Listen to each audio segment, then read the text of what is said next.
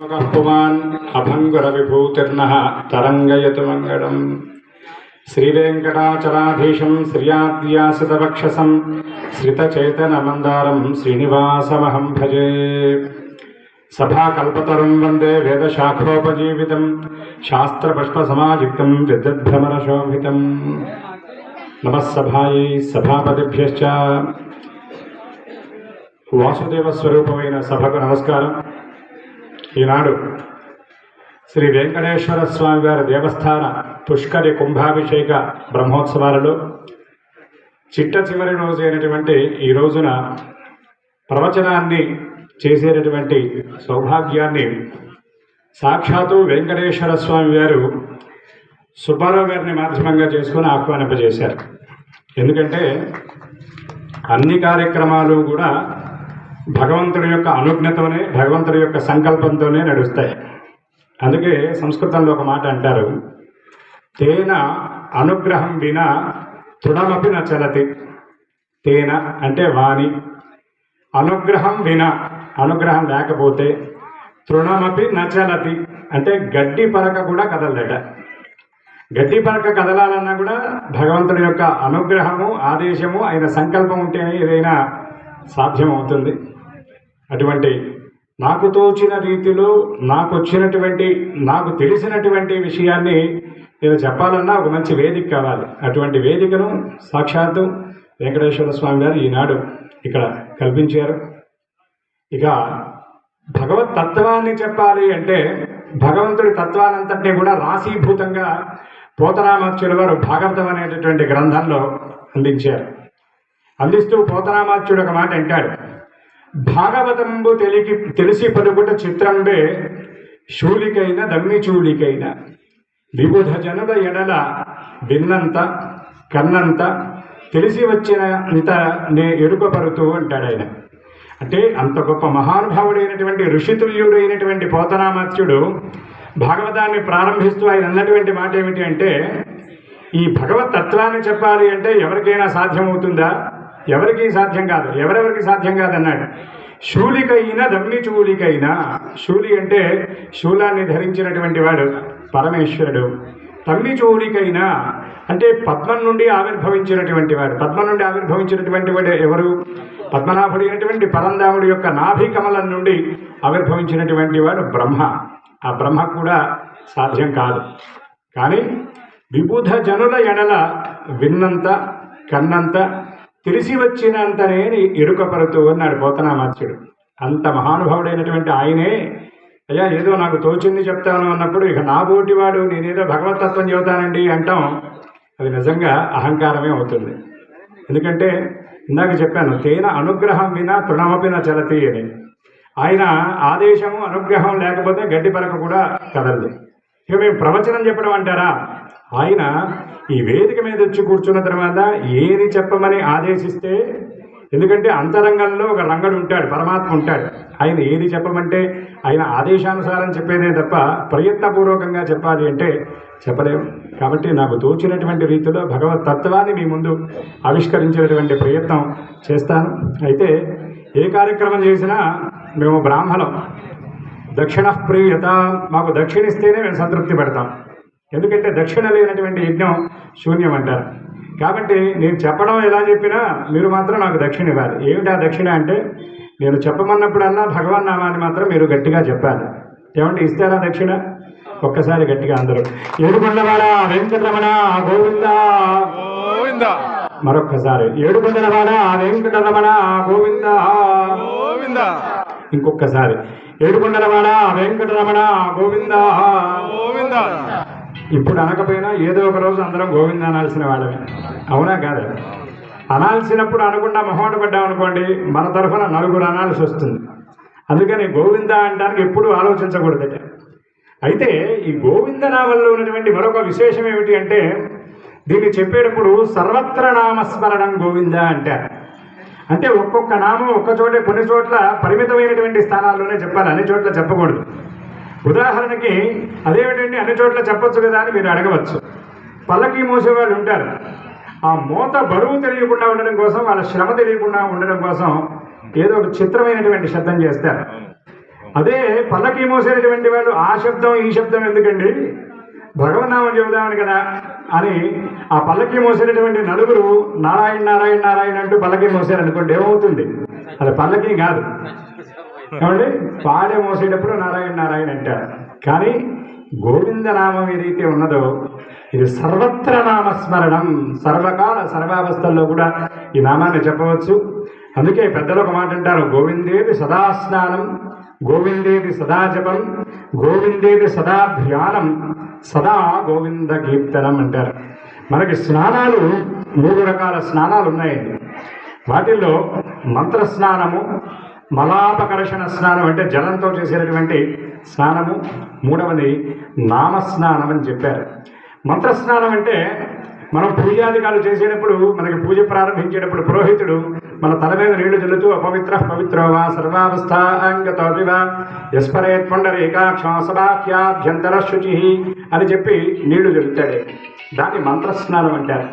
ఇక రెండవది మనందరం కూడా నిత్యం చేస్తూ ఉంటాం స్నానం. దీన్ని ఏమంటారంటే మలాపకర్షణ స్నానం అంటారంటే శరీరానికి అంటినటువంటి మాలిన్యం పోవడం కోసం చేసేటటువంటి స్నానం ఇది.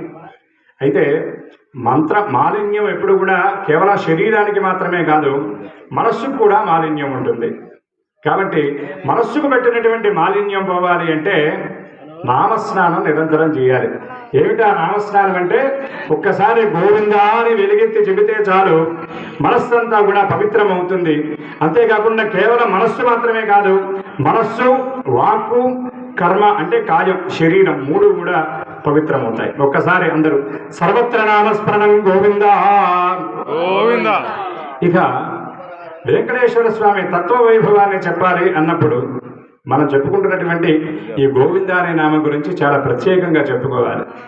ఎందుకంటే గోవింద అంటే గాం విందతేది గోవింద, ప్రాణముల్ని రక్షించేటటువంటి వాడు గోవిందుడిట.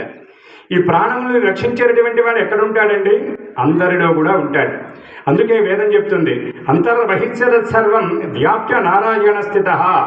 భగవంతుడు అనేటటువంటి వాడు ఒక్కచోట ఉండడం కాదు, నీ లోపల ఉంటాడు, బయట ఉంటాడు. అందుకే ప్రహ్లాదుడు కూడా చెప్పాడు, హిరణ్యకశిపుడు ప్రహ్లాదుని అడిగాడు, ఏరా నీ హరి ఎక్కడున్నాడు? నిరంతరం హరి గిరి అనేటటువంటి వ్యర్థవాదాలు చేస్తూ ఉంటావు కదా, నీ హరి ఎక్కడున్నాడో చూపించురా, నేను వాడిని మట్టు పెడతాను అని హిరణ్యకశిపుడు అడిగితే ప్రహ్లాదుడు అన్నట్ట, ఎక్కడున్నాడని చూపించమంటావు నాన్న? ఆయన లేనటువంటి ప్రదేశం ఎక్కడుంది? ఇందుగలడు అందులేడని సందేహమవలదు, ఎందెందు వెదక చూచిన అందందేగలడు చక్రి సర్వోపగతుండు, ఎందెందు వెదక చూచిన అందందేగలడు దానవాగ్రణి వింటే అని చెప్పాట. అన్న ఎక్కడున్నాడని చూపించమంటావు?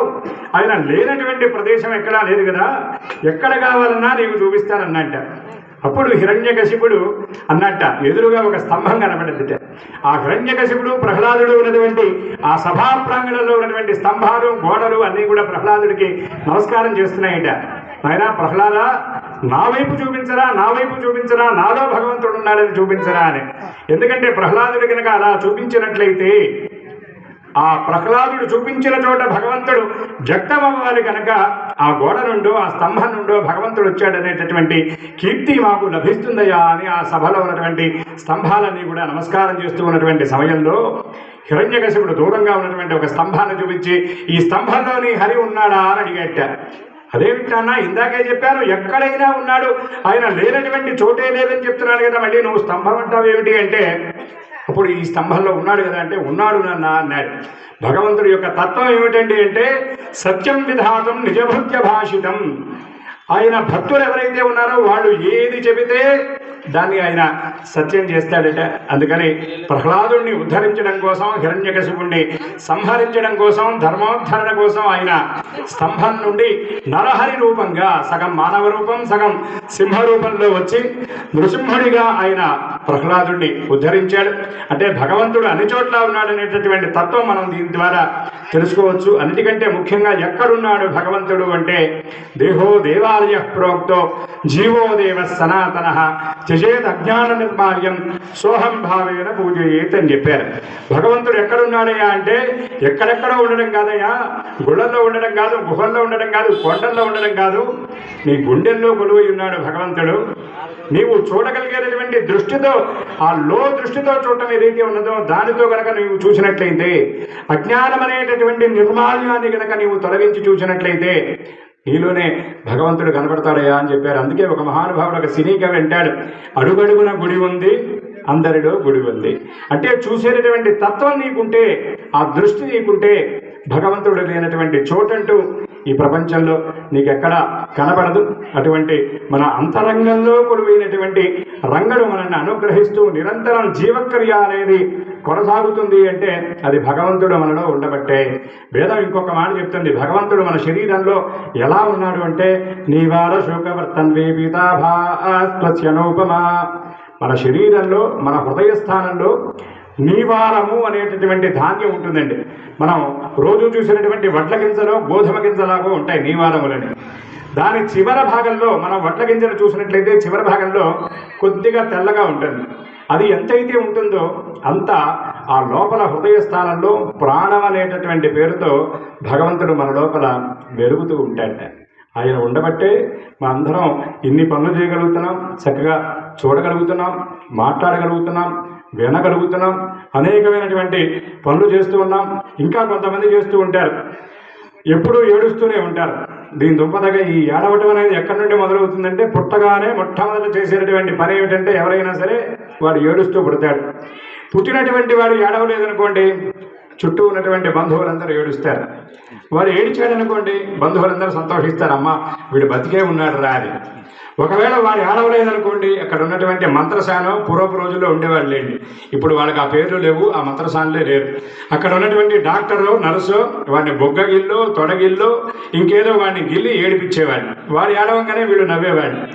వీడు అక్కడ పుట్టినటువంటి ప్రకృతి ప్రారంభించినటువంటి ఏడుపు బ్రతికున్నంతకాలం ఏడిచి ఏడిచి ఏడిచి చివరికి వీడు అంత్యదశలో వీడు ఏడవటం ఆపంగానే చుట్టూ ఉన్నటువంటి బంధువులందరూ మళ్ళీ ఏడుస్తారు. చూడండి ఎంత విశేషమో. వీడు ఉన్నంతకాలం ఏడుస్తాడు. ఎందుకంటే ఏడవటానికి 2 రకాల కారణాలు చెప్పారు. ఒకటికి నాకు లేదని ఏడుపు, రెండవది పక్కవాడికి ఉందని ఏడుపు. ఇక దీంతోనే పోతుంది జీవితం అంతా. అందుకే ఒక మాట చెప్తారు శంకర భగవత్పాదుల వారు, లోకం శోకహతంచ సమస్తం అని చెప్పారు. లోకమంతా కూడా శోకము చేత కొట్టబడ్డది అని చెప్పారు. అందుకే భగవంతుడిని ఆశ్రయిస్తే ఏం జరుగుతుందంటే మన శోకము, మన దుఃఖము, మన దైన్యము కూడా తొలగిపోతాయి. అందుకే భగవత్ పాద సమాశ్రయం మనం చేయాలి. అట్లాగే మన హృదయంలో భగవంతుడు ఉన్నాడని మనం చెప్పుకున్నాం. భగవంతుడు ఏ రూపంలో ఉంటాడు అంటే దీనికి సమాధానం మనకి భగవద్గీతలో దొరుకుతుంది. అహం వైశ్వానరో భూత్వా ప్రాణినాం దేహమాశ్రిత ప్రాణాపాన సమాయుక్తం పచామ్యన్నం చతుర్విధం. నేను ప్రతి ఒక్క జీవి శరీరంలో కూడా వైశ్వానరుడి రూపంలో అంటే జ్వలిస్తూ ఉన్నటువంటి అగ్ని రూపంలో నేనున్నాను. నేను ఉండబట్టే వాడు వేసేటటువంటి పచామ్యన్నం చతుర్విధం 4 రకాలైనటువంటి ఆహారాలను నేను లోపల దాన్ని దహించి వేసి, అంటే ఇది ఒక యజ్ఞం అండి. భోజనం చేయటం అంటే చాలామంది ఏదో ఈ శరీరం కోసం అనుకుంటారు, కానీ భోజనం చేయటం అంటే అది ఒక యజ్ఞంతో సమానం. అందుకే మనకి వేదంలో భోజనాన్ని యజ్ఞంగా చెప్తూ అనేక ధర్మాలు చెప్పారు. అన్నన్న నింద్యాత్ తద్వ్రతం. అన్నాన్ని ఎప్పుడు కూడా పరబ్రహ్మ స్వరూపంగా భావన చేయాలట. మనం తినేటటువంటి పదార్థాన్ని చాలా పవిత్రంగా చూడాలి. అది భగవంతుడి యొక్క ఆ స్వరూపం అనేటటువంటి భావనతో ప్రతివాడు కూడా నమస్కారం చేసి నిత్యం భోజనానికి నమస్కారం చేయాలి. ఎందుకంటే మనకి ప్రాప్తం ఉండబట్టే ఆ ద్రవ్యం మనకి దక్కింది.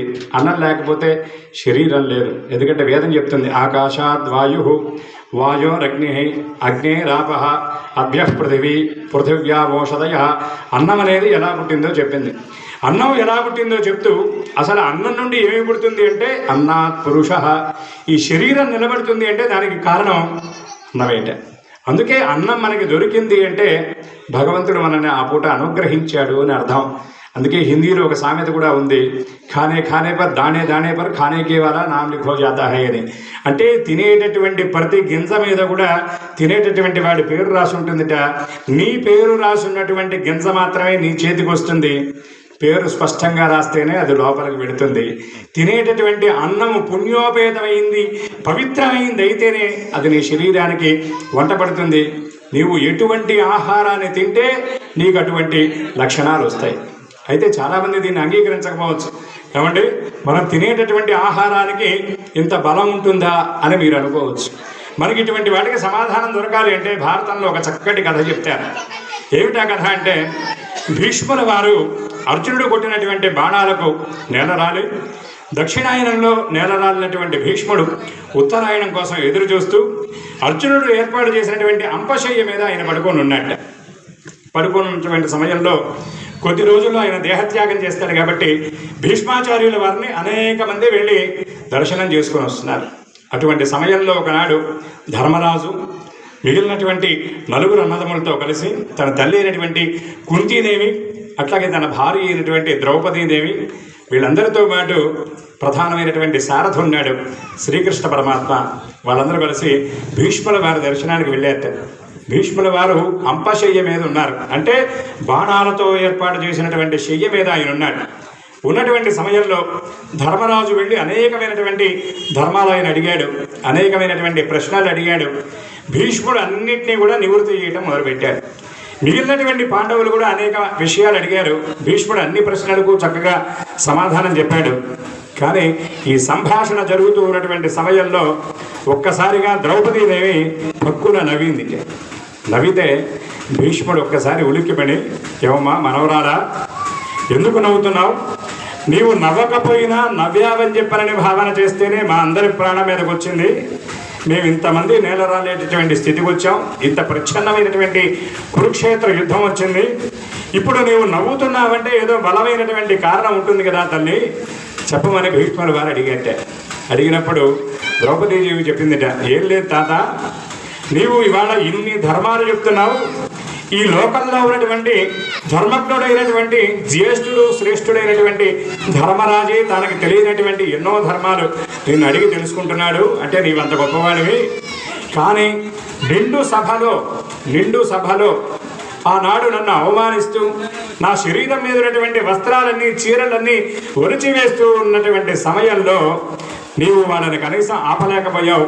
ఇన్ని ధర్మాలు తెలిసినటువంటి నీవు వాళ్ళకి ధర్మం చెప్పలేకపోయావు కదా, అందుకని నీవు చెబుతున్నటువంటి ధర్మాలు విని నాకు నవ్వు వచ్చింది తాతయ్య అని చెప్పి ద్రౌపదీదేవి చెప్పింది. చెబితే భీష్ముల వారు కొన్ని నిమిషాల పాటు మౌనంగా ఉండి ఒక మాట చెప్పేట, మనవరాలా ఒక విషయాన్ని చెప్తాను విను. పూర్వం ఒక గ్రామంలో ఒక మహాపండితుడైనటువంటి బ్రాహ్మడు ఉండేటటువంటి వాడు. ఆ మహాపండితుడైనటువంటి బ్రాహ్మడి ఇంటికి ఇంకొక పండితుడు భోజనానికి వచ్చాడు. వస్తే ఈ భోజనానికి పిలిచినటువంటి బ్రాహ్మడు ఆయన పౌరోహిత్యం చేస్తూ ఉండేవాడు. ఆ రోజు ఏదో కార్యక్రమం ఉంది, ఆ కార్యక్రమానికి వెళ్ళొచ్చాడు.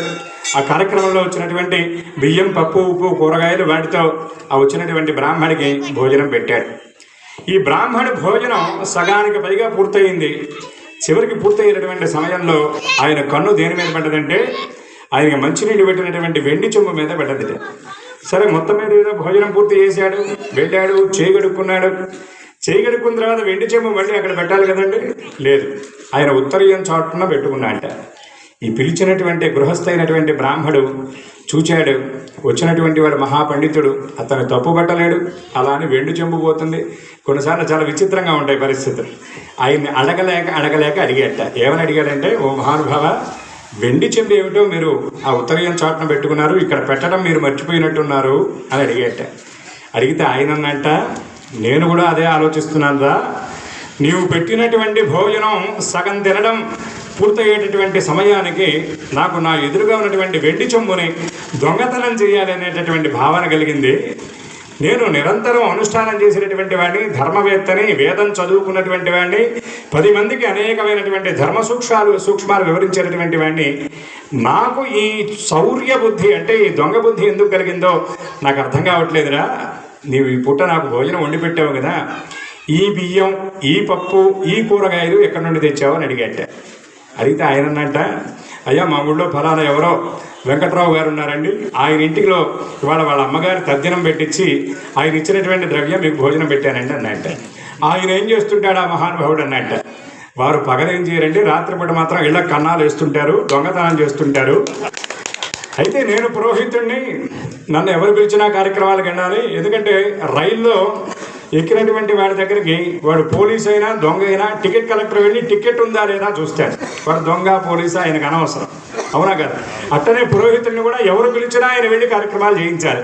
కాబట్టి వాడు దొంగవాడైనా సరే నేను వెళ్ళి కార్యక్రమం చేయించానంటే ఆయన ఇచ్చిన ద్రవ్యంతో నేను మీకు భోజనం పెట్టానన్నాడు. అప్పుడు చెప్పాడు ఆ పండితుడు, ఒరే నాయన, వాడు కష్టపడి సంపాదించింది కాదురా, వాడు దీన్ని ఎక్కడో దొంగతనం చేసి తీసుకొచ్చాడు ఈ బియ్యం పప్పు ఉప్పు కూరగాయలు, అందుకని వాడి దొంగ సొమ్ము తిన్నందుకు నాకు ఈ బుద్ధి వచ్చి నీ ఇంట్లో ఉన్నటువంటి వెండి చెమ్ముని దొంగిలించాలి అనేటటువంటి భావన నా మనస్సులో కలిగింది అని ఆ బ్రాహ్మడు చెప్పినట్టుగా ద్రౌపదీదేవికి భీష్ముడు చెప్పాడు, అమ్మ నేను తిన్నటువంటి అన్నం దుర్యోధనుడు మొదలైనటువంటి కౌరవులు పెట్టినటువంటి దుర్మార్గపు తిండి తిన్నాను నేను, అందుకని వాడు చేస్తున్నటువంటి పనిని ఆ రోజున నేను ఖండించలేకపోయాను, నువ్వు నన్ను మనస్ఫూర్తిగా క్షమించాలి అని ద్రౌపదీదేవికి భీష్ముడు చెప్పాట. అంటే దీన్ని బట్టి మనం తెలుసుకోవాల్సినటువంటి విషయం ఏమిటి అంటే, మనం తినేటటువంటి ధనం ఎప్పుడు కూడా, తినేటటువంటి అన్నం ఎప్పుడు కూడా పవిత్రమైనది, పుణ్యోపేతమైనది, పావనమైనది అయి ఉండాలి తప్ప 10 మంది నోరు కొట్టి మనం సంపాదిస్తే దాన్ని మనం తినలేము.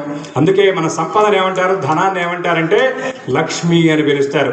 లక్ష్మీదేవి గురించి ధ్యానం చెప్తారు, లక్ష్మీ క్షీర సముద్రరాజ తనయాం శ్రీరంగధామేశ్వరి.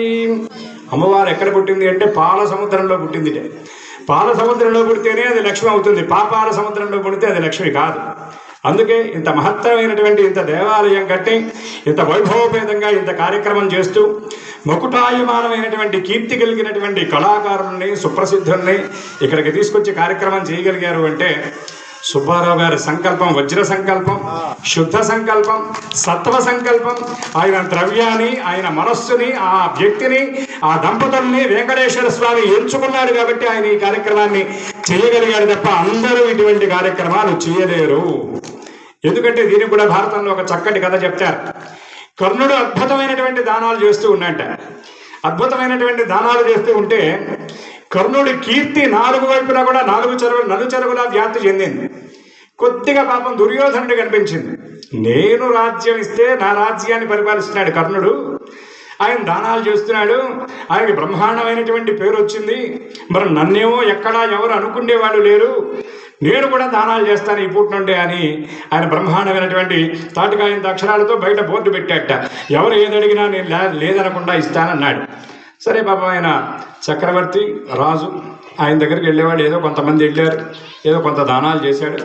బ్రహ్మాండమైనటువంటి వర్షం పడుతుంది, వర్షాకాలం. ఆ వర్షాకాలంలో ఒక యజ్ఞం చేస్తూ ఉన్నటువంటి బ్రాహ్మడు ఆ కర్ణుడి ఇంటి వైపుకు వెళ్ళబోయి కూడా, సరే ఈయన బ్రహ్మాండమైనటువంటి బోర్డు పెట్టాడు కదా, ఎందుకంటే నిజంగా దానాలు చేసే వాళ్ళకి బోర్డు పెట్టాల్సిన అవసరం లేదే, పండితుడైనటువంటి వాడు కూడా బోర్డు పెట్టుకోవాల్సిన అవసరం లేదు, పండితుడు కానివాడు బోర్డులు పెట్టుకోవాలి. కాబట్టి బోర్డు పెట్టాడు కదా, ఈయన బోర్డు ఏంటో మనం చూద్దామని చెప్పి ఆయన లోపలికి వెళ్ళాట. లోపలికి వెళితే పాపం ఆయన ఏదో దుర్యోధనుడు గారు బయట బ్రహ్మాండమైనటువంటి వర్షం పడుతుంది, మనం కూడా వర్షాలు పడుతుంటే రోజు ఒకసారి తాగేవాళ్ళం కూడా 2 సార్లు తాగుతాం కాఫీ, సాయంత్రం అయ్యేటప్పటికి భోజనం 2 గంటలు కాకపోయినా వేడివేడిగా ఏవో పకోడీలు తినాలనిపిస్తుంది. పాపం ఏదో ఆయన వ్యాఖ్యాల్లో ఆయన ఉన్నాడు. ఉన్నటువంటి సమయంలో మహారాజా నమస్కారం అన్నాడు. ఏనాయనా ఎవరు ఏమిటి నువ్వంటే, అయ్యా మీరు బ్రహ్మాండమైనటువంటి దానాలు చేస్తామని చెప్పి బయట మీరు ప్రకటించారు, నేను ఒక మహత్తరమైనటువంటి ఒక యజ్ఞాన్ని చేస్తున్నాను, ఆ యజ్ఞంలో సమిధలు తక్కువయ్యాయి. అంటే యజ్ఞం చేయాలంటే ఏం కావాలి, ప్రధానంగా నెయ్యి కావాలి, కట్టెలు, సమిధలు కావాలి. కాబట్టి నాకు వర్షానికి నా దగ్గర ఉన్నటువంటి సమిధలన్నీ తడిచిపోయాయి. కాబట్టి మీరు ఇప్పుడు సమిధలు ఇస్తే నేను మిగిలినటువంటి యజ్ఞాన్ని కొనసాగిస్తాను, లేదంటే నా సంకల్ప భంగం అవుతుంది, యజ్ఞం ఆగిపోతుంది, రాజా నాకు ఈ సహాయం చేసి పెట్టండి అని అడిగాట. దుర్యోధనుడు వెంటనే అక్కడ ఉన్నటువంటి తన సేవకులను పిలిపించారు. ఎలా మన దగ్గర సమిధలు ఉన్నాయా అన్నట్ట. అయ్యా ఉన్నాయి, కానీ అన్నీ తడిచి ముద్దలై ఉన్నాయండి, అవి హోమానికి మనకి రావన్నట్ట. మరి ఎక్కడున్నాయి మన దగ్గర సమిధలు అన్నట్ట. మన దగ్గర ప్రత్యేకంగా సమిధలు అంటూ ఏం లేవండి, కావాలంటే వంటశాలలో వంట చెరుకు ఉంది అన్నట్ట. ఇక వంట వాళ్ళని పిలిపించేట. ఏమయ్యా వంట చెరుకు మరి ఇచ్చి పంపిద్దామా ఈ బ్రాహ్మడికి అన్నట్ట. వాళ్ళన్నట్ట, ఈ పూట నేను ఈ వంట చెరుకు ఇచ్చి పంపిస్తే ఇక రేపటి రోజున మీకు ఏకాదశి అవుతుందండి, అంటే ఉపవాసం, వంట చేయడానికి వంట చెరుకు లేదు, కాబట్టి బయట చూస్తే వర్షంగా ఉంది, ఏమీ చేయలేమన్నట్ట. దుర్యోధనుడు పాపం చాలా ఆలోచించాడు. ఇదేమిట్రా నాయన, చేయక సంకల్పం చేస్తే నాకు ఆదిలోనే అంశపాదన్నట్టుగా ఇది ఎదురైంది, ఏం చేయాలని అర్థం కాలేదు పాపం. అందరినీ పిలిపించాడు. అందరూ అన్నారేమండి, జోరున వాన, బ్రహ్మాండమైనటువంటి తుఫాను, ఎక్కడా కట్టెలు దొరికేటటువంటి అవకాశం లేదన్నట్టు. అప్పుడు ధర్మరాజు గారు, అప్పుడు దుర్యోధనుడు వచ్చినటువంటి బ్రాహ్మడికి చెప్పాడు, నాయన నీకు డబ్బులు కావాలంటే ఇస్తా, బంగారం కావాలంటే ఇస్తా, ధాన్యం కావాలంటే ఇస్తా, లేదా బ్రహ్మాండమైనటువంటి పట్టుబట్టలు కావాలంటే ఇస్తా, వెండి పాత్రలు కావాలంటే ఇస్తా, సమిధను మాత్రం నేను ఇవ్వలేను, నన్ను క్షమించన్నట్ట. ఈ బ్రాహ్మడు అన్నట్ట, నాకిప్పుడు ఏం కావాలో అవే నేను అడుగుతాను తప్ప మిగతావని నాకు అక్కర్లేదయా. ఎందుకంటే చూడండి, దీన్ని ఐశ్వర్యం అంటారండి. మనకు కూడా కొన్ని సందర్భాల్లో జేబు నిండా డబ్బులు ఉంటాయి, ఎక్కడికో వెళతాం, తాగడానికి మంచినీళ్ళు దొరకవు, తినడానికి పదార్థం ఏమీ దొరకదు. ఏమిటంటే ఆ రోజు మనం ఎవరికో పెట్టనటువంటి రోజు భగవంతుడు దాన్ని అట్లా నిర్దేశిస్తాడు. ఐశ్వర్యం అంటే ఏమిటంటే ఎప్పుడు ఏ సమయంలో ఏది కావాలో అది దొరకటమే నిజమైనటువంటి ఐశ్వర్యం అన్నారు పెద్దలు. కాబట్టి బ్రాహ్మడు కూడా నాకు మిగతా ద్రవ్యాలు ఏమొద్దండి, ఆ హోమానికి కావలసినటువంటి కట్టెలు ఇప్పిస్తే చాలు అన్నట్ట. దుర్యోధనుడు చెప్పాడు, నాయన నేను ఇవ్వలేను, ఇప్పుడు నన్ను క్షమించు, ఈసారి ఎప్పుడైనా యజ్ఞం చేసేటప్పుడు చెప్పు, నీకేం కావాలంటే అది ఇస్తానన్నట్ట. సంతోషం అండి అని చెప్పి బ్రాహ్మడు బయలుదేరి వెళుతూ ఉంటే అక్కడ ఉన్నటువంటి భటుడు చూశాడండి. అంటే ఎవరైనా కర్ణుడి దగ్గర సేవకుడు పిలిచాడు, అయ్యా రండి కర్ణుడి దగ్గరికి వెళదామని చెప్పి చెబితే, ఎందుకంటే ఎలాంటి వాళ్ళ దగ్గర అలాంటి వాళ్ళే ఉంటారు. జోదశిఖామణి చుట్టూ ఉండేటటువంటి వాళ్ళు కూడా పెద్ద జోదరగాళ్ళు కాకపోయినా కొద్ది గొప్ప జోదమాడే వాళ్ళు అయి ఉంటారు, అవునా కాదా? అట్లాగే కర్ణుడి దగ్గర ఉన్నటువంటి వాడు కూడా కర్ణుడి తత్వం తెలిసిన వాడు కాబట్టి కర్ణుడి దగ్గరికి తీసుకెళ్ళాడు, జరిగిన విషయాన్ని చెప్పాడు. కర్ణుడు కూడా ఆలోచించాడు, ఇప్పటికిప్పుడు సమిధలు ఎక్కడ దొరుకుతాయని ఆలోచించాడు. వెంటనే ఒక నలుగురు సేవకుల్ని పిలిపించాడు. తన లోపల ఉన్నటువంటి అంతర్గృహం చూడండి, ఇంటి లోపల ఉన్నటువంటి ఇంకొక ఇల్లు, మనం ఇప్పుడు డూప్లెక్స్ ఇల్లు అంటాను చూసారా, అట్లాగా అంతర్గృహం, దాన్ని పడగొట్టి దాని దగ్గర ఉన్నటువంటి కలపని మొత్తాన్ని హోమానికి ఇచ్చి పంపించండి అన్నాడు. బ్రాహ్మడు చాలా సంతోషించాడు. ఏమండి మీకు అర్థమైందా? తన ఇంటిని పడగొట్టి ఆ కలపను హోమానికి సమిధలుగా ఇచ్చి పంపించమన్నాడు. అక్కడ ఉన్నటువంటి వాళ్ళు ఆ బ్రాహ్మడు చాలా నివ్వెరపోయాడు, నిశ్చేష్టుడయ్యారు. అందుకే కర్ణుడిని మహాదాతగా ప్రకటించారు. కాబట్టి ఈ దానం కూడా అందరూ చేయాలి అంటే అందరూ చేయలేరు. ఎందుకంటే ఇప్పుడు సుబ్బారావు గారు ఇంత మహత్తరమైనటువంటి కార్యక్రమం చేస్తున్నారంటే ఎంతమంది లేరండి? కోటీశ్వరుడైనటువంటి వాళ్ళు చాలామంది ఉన్నారు. అందరూ చేయగలిగారా అంటే అందరి వల్ల సాధ్యమయ్యే పని కాదు. ఎందుకంటే భగవంతుడు తనకి కావాల్సినటువంటి వాళ్ళను తన పని కోసం తాను ఎంపిక చేసుకొని వాళ్ళ చేత ఆ పనిని చేయించుకుంటాడు. కాబట్టి మరి అందులో ఇంకొకటి, ఆయన ఎక్కడో ఉద్యోగరీత్యా హైదరాబాద్లోనే ఉంటారు. ఆ హైదరాబాద్లో ఆయన నిర్మాణం చేయకుండా ఇక్కడ రాజుపాలెంలో వచ్చి నిర్మాణం చేశారంటే ఇది ఇక్కడ ఉన్నటువంటి ఈ గ్రామస్తులందరి సౌభాగ్యం, వెంకటేశ్వర స్వామి వారి నిర్ణయం. నేను ఇక్కడికే వస్తాను, ఇక్కడే కూర్చుంటాను, ఈ సాధారణమైనటువంటి ఈ గ్రామం ఒక మహాక్షేత్రంగా విలసిల్లాలి అనే స్వామివారి సంకల్పం ఉంది కాబట్టి ఆయన ఇక్కడికి వచ్చి ఈ దేవాలయాన్ని కట్టించగలిగాడు. ఎందుకంటే రాముడు రామాయణంలో ఒక అద్భుతమైనటువంటి ఘట్టం ఉంటుంది జన్మభూమి గురించి.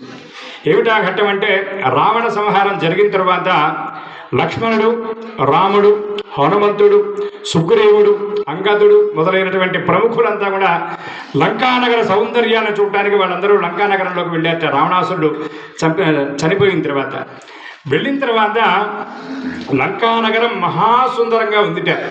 అవి స్వర్ణమయీ లంక, ఎక్కడ చూసినా బంగారపు కళతో తేజో విరాజమానంగా ఉందిట. పసిడి కోటలు, ప్రాకారాలు, వజ్రపు స్తంభము, గరుడ మేడలు, పగడపు కాంతులు ఈడుతున్నటువంటి మకర తోరణాలు ఉన్నాయట.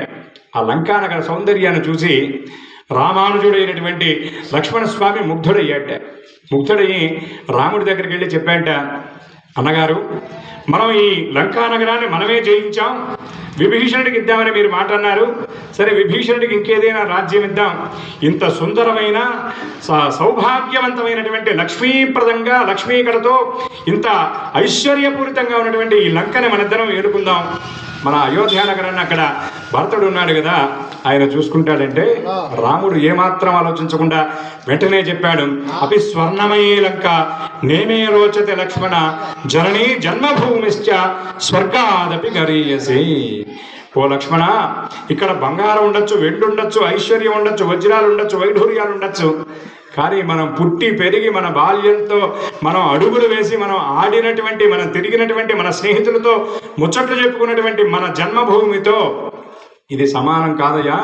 స్వర్గాదపి గరీయసి, మనం పుట్టినటువంటి భూమి స్వర్గం కంటే కూడా ఎక్కువ అని రాముడు చెప్పాడు. కాబట్టి అటువంటి రామాయణంలో రాముడు చెప్పినటువంటి ధర్మాన్ని పాటిస్తూ సుబ్బారావు గారు ఆయన చేస్తున్నటువంటి కార్యక్రమాలన్నీ కూడా పక్కన పెట్టి ప్రతి నెలలో ప్రతి సంవత్సరంలో ఇక్కడికి వచ్చి ఇన్ని రోజులు కార్యక్రమాన్ని చేస్తున్నారు. అంటే జన్మభూమి మీద వారికి ఉన్నటువంటి అంత గొప్ప మరి అభిమానం, అనుభూతి ఇదంతా కూడా భగవంతుడి తత్వం అని మనం చెప్పుకోవాలి. ఇక విషయం ఏమిటి అంటే కలవు వెంకటనాయక అంటారు. అంటే ఒక్కొక్క యుగంలో ఒక్కొక్క యుగ దైవం ఉంటారండి. అటువంటి వాళ్ళలో కలియుగంలో ఉన్నటువంటి దైవం ఎవరంటే వెంకటేశ్వరుడు. ఆయన ఆవిర్భావం ఎలా జరిగింది అంటే కలియుగ ప్రారంభంలో శౌనకాది మహర్షులందరూ కలిసి నైమిషారణ్యంలో యజ్ఞం చేస్తూ ఉన్నారట. యజ్ఞం చేస్తూ ఉన్నటువంటి సమయంలో వారిలో పెద్దవారైనటువంటి సూతుల వారిని శౌనకాది మహర్షులు అడిగారు, ఓ మహానుభావ, వచ్చేది కలియుగం. ఈ కలియుగంలో ఉన్నటువంటి ప్రజలందరూ కూడా అలసులు, మందభాగ్యులు, ఉగ్రరోగ సంకలితులు, ధర్మ నిరాసక్తులు ఉంటారు కదా. అంటే చిన్న వయసులో మరణించే వాళ్ళు ఉంటారు, పేర్లు తెలియనటువంటి రోగాల బారిన పడతారు, అన్నీ ఉండి కూడా దరిద్రాన్ని అనుభవిస్తారు, ధర్మాతిక్రమణ చేస్తారు, ధర్మం అంటే ధర్మానికి మైలు దూరంలో ఉంటారు. ఇటువంటి మానవులు ఈ కలియుగంలో తరించడాని కోసం ఎవరైనా ఆ అర్చావతార మూర్తిగా త్రిమూర్తుల్లో ఒకరు ఆవిర్భవిస్తే బాగుంటుంది అని చెప్పి సూతుల వారిని అడిగారట. అక్కడ ఉన్నటువంటి సూతుల వారు మొదలైనటువంటి మహర్షులందరూ కూడా ఆలోచించి త్రిమూర్తులు ముగ్గురు కూడా మనకు కావాల్సిన వాళ్ళే, వీళ్ళలో ఎవరు అర్చామూర్తిగా ఆవిర్భవిస్తే బాగుంటుంది అనేది మనం నిర్ణయం చేయలేము. కాబట్టి మనలో పెద్దవారైనటువంటి భృగు మహర్షిని మనం ఈ పరీక్ష చేయడానికి పంపిద్దామని చెప్పనని సూతుల వారు నిర్ణయించారట. నిర్ణయిస్తే అక్కడ ఉన్నటువంటి నారద మహాముని కూడా దాన్ని ఆమోదించాడు. భృగు మహర్షికి ఉన్నటువంటి గొప్పదనం ఏమిటి అంటే ఆయనకి పాదంలో నేత్రం ఉంటుందండి. మనందరికీ ఈ ఉన్నటువంటి 2 కళ్ళే సరిగా కనపడక మనం ఇంకో 2 కళ్ళు తగిలిస్తున్నాం దీనికి. ఆయనకు ఉన్నటువంటి విశేషం ఏమిటంటే పాదంలో నేత్రం ఉంటుంది. అంటే కంటికి కనబడేటటువంటి పైకి బయటికి కనబడేటటువంటి బాహ్య విషయాలే కాకుండా తాను నడిచేటటువంటి నేల లోపల జరిగేటటువంటి విషయాలను కూడా గ్రహించగలిగేటటువంటి పరమ తత్వం ఆయనకు ఉంటుంది. అది ఎక్కడి నుండి వచ్చిందంటే శ్రీమన్నారాయణమూర్తి అనుగ్రహ ప్రసాదంగా తపఃఫలంగా ఆయనకు లభించింది. ఆ పాదంలో నేత్రం ఉన్నటువంటి మహానుభావుడు కాబట్టి ఇటువంటి పరీక్షలకు ఆయన సమర్థుడు. ఆయన్ని పరీక్షాధికారిగా పంపిద్దామని చెప్పి మహర్షులందరూ వెళ్ళి వేడుకుంటే ఆయన కూడా సరే అని చెప్పి ఆయన దండ కమండలాలు ధరించి వడి అడుగులతో బయలుదేరాట. వెళ్ళడం ఎక్కడికి వెళ్ళాడంటే సత్యలోకానికి వెళ్ళాట. సత్యలోకానికి వెళ్ళేటప్పటికి బ్రహ్మదేవుడు ఏం చేస్తున్నాడంటే ఆయన ఎప్పుడూ చేసే పని చేస్తున్నాడు. ఏమిటి, జీవుల యొక్క కపాలాల మీద వాళ్ళ తలరాతలు రాస్తూ ఉన్నట్ట. ఒక ప్రక్కన ఆయన భార్య అయినటువంటి వీణాపాణి విరించి రాణి వాణి ఆవిడ చక్కగా ఆ వీణానాదం చేస్తూ ఉంటే ఆవిడ వాయించేటటువంటి ఆ మృదు మధురమైన మంజీర నాదం లాంటి ఆ సంగీతాన్ని ఆయన శ్రవణం చేస్తూ జీవుల యొక్క తలరాతలు ఆయన రాస్తూ ఉన్నట్ట. భృగు మహర్షి వచ్చినటువంటి విషయాన్ని ఆయన గమనించలేదు. కాసేపు ఉన్నాడు, బ్రహ్మాని పిలిచాడు, ఆయన పలకలేదు. చివరికి దగ్గరికి వెళ్ళి కమండలంలో ఉన్నటువంటి జలాన్ని అభిమంత్రించి బ్రహ్మదేవుడి మీద చల్లాట. ఏమని అంటే కలియుగాంతం వరకు కూడా నీకు దేవాలయాలు విగ్రహాలు ఉండకుండా ఉండుగాక అని శపించాట. వెంటనే భార్య ఊరుకుంటుందా అండి? ఆయన మెత్తటి వాడే ఉండొచ్చు. సరస్వతీదేవి చెప్పిందిట, వీడికి వెంటనే నేను వాగ్బంధనం చేస్తాను అందిట. ఎందుకంటే ఎక్కడికైనా వెళ్ళి ఎవడైనా 4 మాటలు చెప్పాలంటే సరస్వతి అనుగ్రహం, శారదా అనుగ్రహం ఉంటే తప్ప అందరికీ అది సాధ్యమైనటువంటి పని కాదు. ఇందాక మనం చెప్పుకున్నాం దానం గురించి. పెద్దలు ఒక మాట చెప్తారు, దాతృత్వం, ప్రియవక్తృత్వం, ధీరత్వం, ఉచితజ్ఞత, అభ్యాసేన నలభ్యంతే చత్వార సహజా గుణా అని చెప్తారట. ఒక 4 గుణాలు ప్రాక్టీస్ చేస్తే రావండి, జన్మతః రావాలి, దైవదత్తంగా రావాలి. ఏమిటా 4 గుణాలంటే దాతృత్వం, ఒకరికి దానం చేయాలి అనేటటువంటి సద్బుద్ధి. ప్రియవక్తృత్వం, ఎదుటి వారికి నచ్చేటట్టుగా మాట్లాడేటటువంటి స్వభావం. ఒక్కొక్కడు మాట్లాడతాడు, వీడు దుంపదగా వాడు మాట్లాడాడంటే వీడు ఎందుకు మాట్లాడా, అసలు వీడిని ఎందుకు కదిలించావా అనిపిస్తుంది. అంత కఠినంగా ఉంటుంది వాడి మాట. ఒక్కొక్కడు మాట్లాడతాడు. ఈ మధ్య సినిమాలో ఒక డైలాగ్ ఉంది, వీడు మాటలతో బూరెలు వండేస్తాడు రా అని. వాడు మాట్లాడితే అంత ఆనందదాయకంగా వినసొంపుగా ఉంటుంది. ప్రియవక్తృత్వం. ధీరత్వం, ధీరత్వం అంటే ఏమిటంటే ఎటువంటి కష్టాలు వచ్చినా ఇబ్బందులు వచ్చినా చెలించకుండా ఉండడం ఏదైతే ఉందో దాన్ని ధీరత్వం అంటారు. 4వది ఏమిటంటే ఉచితజ్ఞత. ఉచితజ్ఞత అంటే పెద్దల దగ్గర ఎలా ఉండాలి, పండితుల దగ్గర ఎలా వ్యవహరించాలి, స్త్రీలతో ఎలా మాట్లాడాలి, పురుషులతో ఎలా మాట్లాడాలి అనేటటువంటి యుక్తాయుక్త విచక్షణ ఏదైతే ఉన్నదో దాన్ని ఉచితజ్ఞత అంటారు. ఈ 4 ప్రయత్నం చేస్తే వచ్చేవి కాదు, జన్మతః రావాలి, దైవదత్తంగా రావాలి. కాబట్టి మనకి వాక్కు వచ్చింది అంటే మనకి సరస్వతి అనుగ్రహం, వాగ్దేవి అనుగ్రహం ఉందని మనందరం భావించాలి. అటువంటి వాగ్దేవి అయినటువంటి ఆ వరదేవత బ్రహ్మపత్ని సరస్వతి భృగు మహర్షికి శాపం ఇచ్చాడు కాబట్టి బ్రహ్మకు వెంటనే వాగ్బంధనం చేస్తానంది. అన్నప్పుడు బ్రహ్మదేవుడు వారించేట, అతను ఒక కార్యక్రమ నిమిత్తం పరమ ప్రయోజనం కోసం అతను వచ్చాడు కాబట్టి అతన్ని నీవు వారించడానికి వీల్లేదు అని చెప్పాడట. అక్కడ నుండి భృగు మహర్షి సత్యలోకం నుండి బయలుదేరాడు. వెంటనే ఎక్కడికి వెళ్ళాడంటే మహా బ్రహ్మాండమైనటువంటి కైలాస పర్వతానికి, హిమగిరి పర్వత సానువుల మీద ఉన్నటువంటి కైలాస పర్వతానికి వెళ్ళేటప్పటికీ అక్కడ ఏం జరుగుతుంది అంటే అది ప్రదోషకాలం. ప్రదోషకాలం అంటే ప్రదోషం రజనీముఖం, సాయంత్రం చీకటి ప్రారంభమైనటువంటి సమయం. ఆ సమయంలో ఏం జరుగుతుందంటే పార్వతీ పరమేశ్వరుడు ఇద్దరు కూడా రెండుగా కాకుండా ఒకటై బ్రహ్మాండమైనటువంటి తాండవం చేస్తూ ఉన్నారట. విఘ్నేశ్వరుడు, షణ్ముఖుడు మొదలైనటువంటి వాళ్ళందరూ కూడా బ్రహ్మాండంగా వాళ్ళందరూ గానం చేస్తూ ఉంటే, ఇంద్రాది దేవతలందరూ కూడా వాయిద్య సహకారం చేస్తూ ఉంటే, నందీశ్వర, భృంగీశ్వర, చండీశ్వరాది ప్రమదగణాలందరూ కూడా పరమేశ్వరుని స్తోత్రం చేస్తూ గానం చేస్తూ ఉంటే, శివపార్వతులు ఇద్దరు కూడా రెండుగా కాకుండా ఒకటిగా కనబడేలాగా వాడు తాండవం చేస్తూ ఉన్నారట. చిర్రెత్తుకొచ్చింది భృగు మహర్షికి. పిలిచాడు పరమేశ్వర అని, ఆయన పట్టించుకోలేదు, పలకలేదు. ఈయన కూడా వెంటనే ఏం చేశాడంటే కమండలంలో ఉన్నటువంటి జలాన్ని తీసుకొని అభిమంత్రించి పరమేశ్వరుడి మీద వెంటనే నీళ్లు జల్లేట. నీళ్లు జల్లేటప్పటికీ ఉలిక్కి పడ్డాడు పరమేశ్వరుడు. శాపం పెట్టాడు. ఏమని పెట్టాడంటే, ఓ పరమేశ్వర, నేను వచ్చానని నీవు గమనించకుండా నీ నాట్యాన్ని నీవు చేస్తూ ఉన్నావు కాబట్టి నీకెక్కడా విగ్రహాలనేవి లేకుండా, కరచరణాదులు లేకుండా, రూపం లేకుండా, ఒక స్థాణువు రూపంలో, ఒక బండరాయి రూపంలో, ఒక లింగ రూపంలో నీవు పూజలు అందుకుంటావు అని భృగు మహర్షి శాపం పెట్టాట. అక్కడ నుండి భృగు బయలుదేరాడు. పార్వతీదేవి వెంటనే కోపంగా పరమేశ్వరుడి దగ్గరికి వెళ్ళి వాడిని శక్తిహీనుణ్ణి చేస్తారు అందిట. చూడండి, లోకంలో ఎప్పుడు కూడా శక్తి యొక్క అనుగ్రహం ఉండాలి. శక్తి ఉంటేనే మాట్లాడగలుగుతాం, శక్తి ఉంటేనే నడవగలుగుతాం, శక్తి ఉంటేనే ఏ పనైనా చేస్తాం. శక్తి లేకపోతే ఈ ప్రపంచమే లేదు. అందుకే సర్వం శక్తిమయం జగత్ అంటారు. అమ్మ అనుగ్రహం ఉంటేనే ఏదైనా సాధ్యం అవుతుంది. అమ్మ అనుగ్రహం లేకపోతే ఏది సాధ్యం కాదు. అందుకే శివభక్తుడైనా విష్ణు భక్తుడైనా ఎవరైనా బలహీనంగా ఉంటే వీడు శక్తిహీనుడురా అంటారు తప్ప వీడు శివహీనుడురా విష్ణుహీనుడురా అంటారు. శక్తికి అంత గొప్పదనం ఉంటుంది. శక్తిహీనుడిని చేస్తాను అని పార్వతీదేవి వెళితే పరమేశ్వరుడు వారించాడు. అతను ఒక కార్యక్రమ నిమిత్తం వచ్చినవాడు కాబట్టి అతన్ని కోపించడానికి వీల్లేదని పార్వతీ అమ్మవారిని వారించాడు. భృగు మహర్షి అక్కడి నుండి బయలుదేరి ఎక్కడికి వెళ్ళాడంటే వైకుంఠానికి వెళ్ళాట. ఎలా ఉందండి వైకుంఠం అంటే? ఒక మాట చెప్తాను వేదంలో, వైకుంఠం యోగి దుర్లభం అన్నారు. యోగులకు సైతం దుర్లభమైనటువంటిది వైకుంఠం అంట. ఎలా ఉంది వైకుంఠం అంటే ఆ భరంగ రంగ తరంగ దుత్తుంగ సంగీత మంగళ వాయిద్యంబులు మేడవింప శతకోటి శశాంక మకరాంక మందిర దందావిలంబులు మదికి ఆనందంబు చేకూర్ప. ఏ దివ్యమైనటువంటి సౌందర్యాన్ని చూస్తే లోకల్లో ఉన్నటువంటి వేరొక సౌందర్యం మీదకి మనస్సు వెళ్ళదో అటువంటి సుందరమైనటువంటి నందనవలతో ఉన్నటువంటి ఆ వైకుంఠానికి చేరేట భృగు మహర్షి. ఒక్కొక్క ద్వారం దాటి పెడుతూ ఉన్నట్ట. 7 ద్వారాలు ఉంటాయి అక్కడ. 7 ద్వారము 7 ఋషుల యొక్క వేద నాదంతో మారు మురుగుతూ ఉందిట.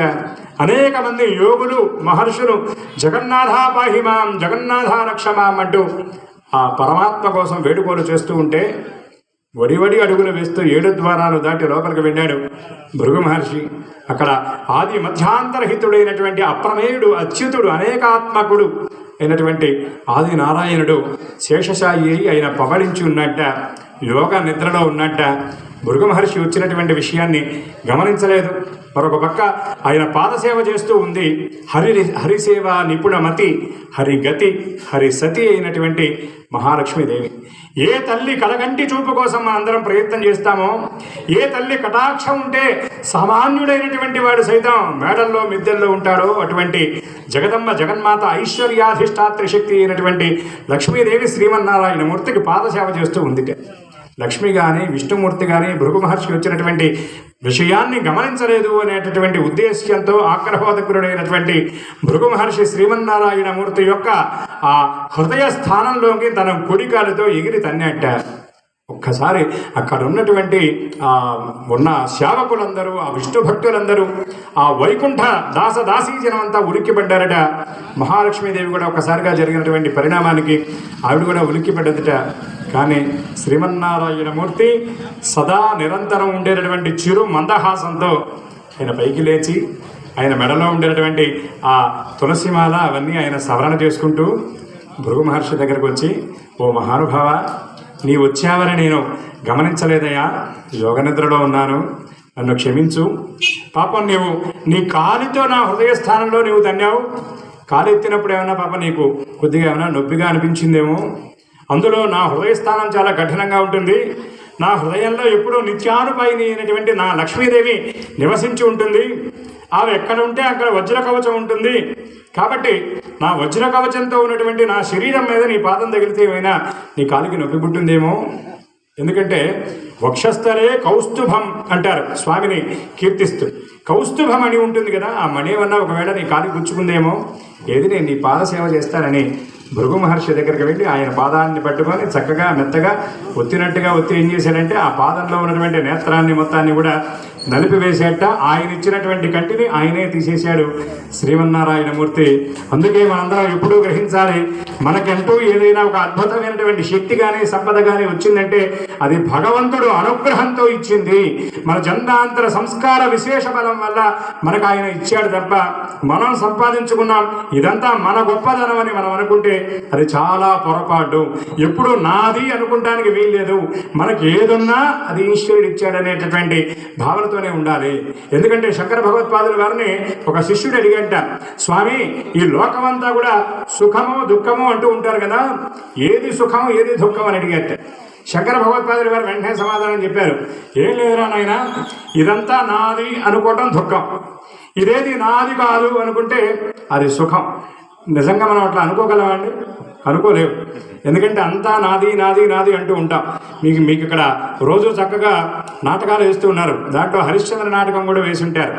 ఆ హరిశ్చంద్రుడు గొప్ప తత్వం, బ్రహ్మాండమైనటువంటి తత్వాన్ని బరిచేపల్లి లక్ష్మీకాంత కవి గారు ఆ పద్యాల్లో ఆయన జొప్పించి ఆయన అందులో ఉన్నటువంటి ధర్మసారాన్ని మొత్తాన్ని కూడా వైరాగ్యాన్ని కూడా రంగరించి పద్యాల రూపంలో రాశాడు హరిశ్చంద్ర పద్యాల్లో.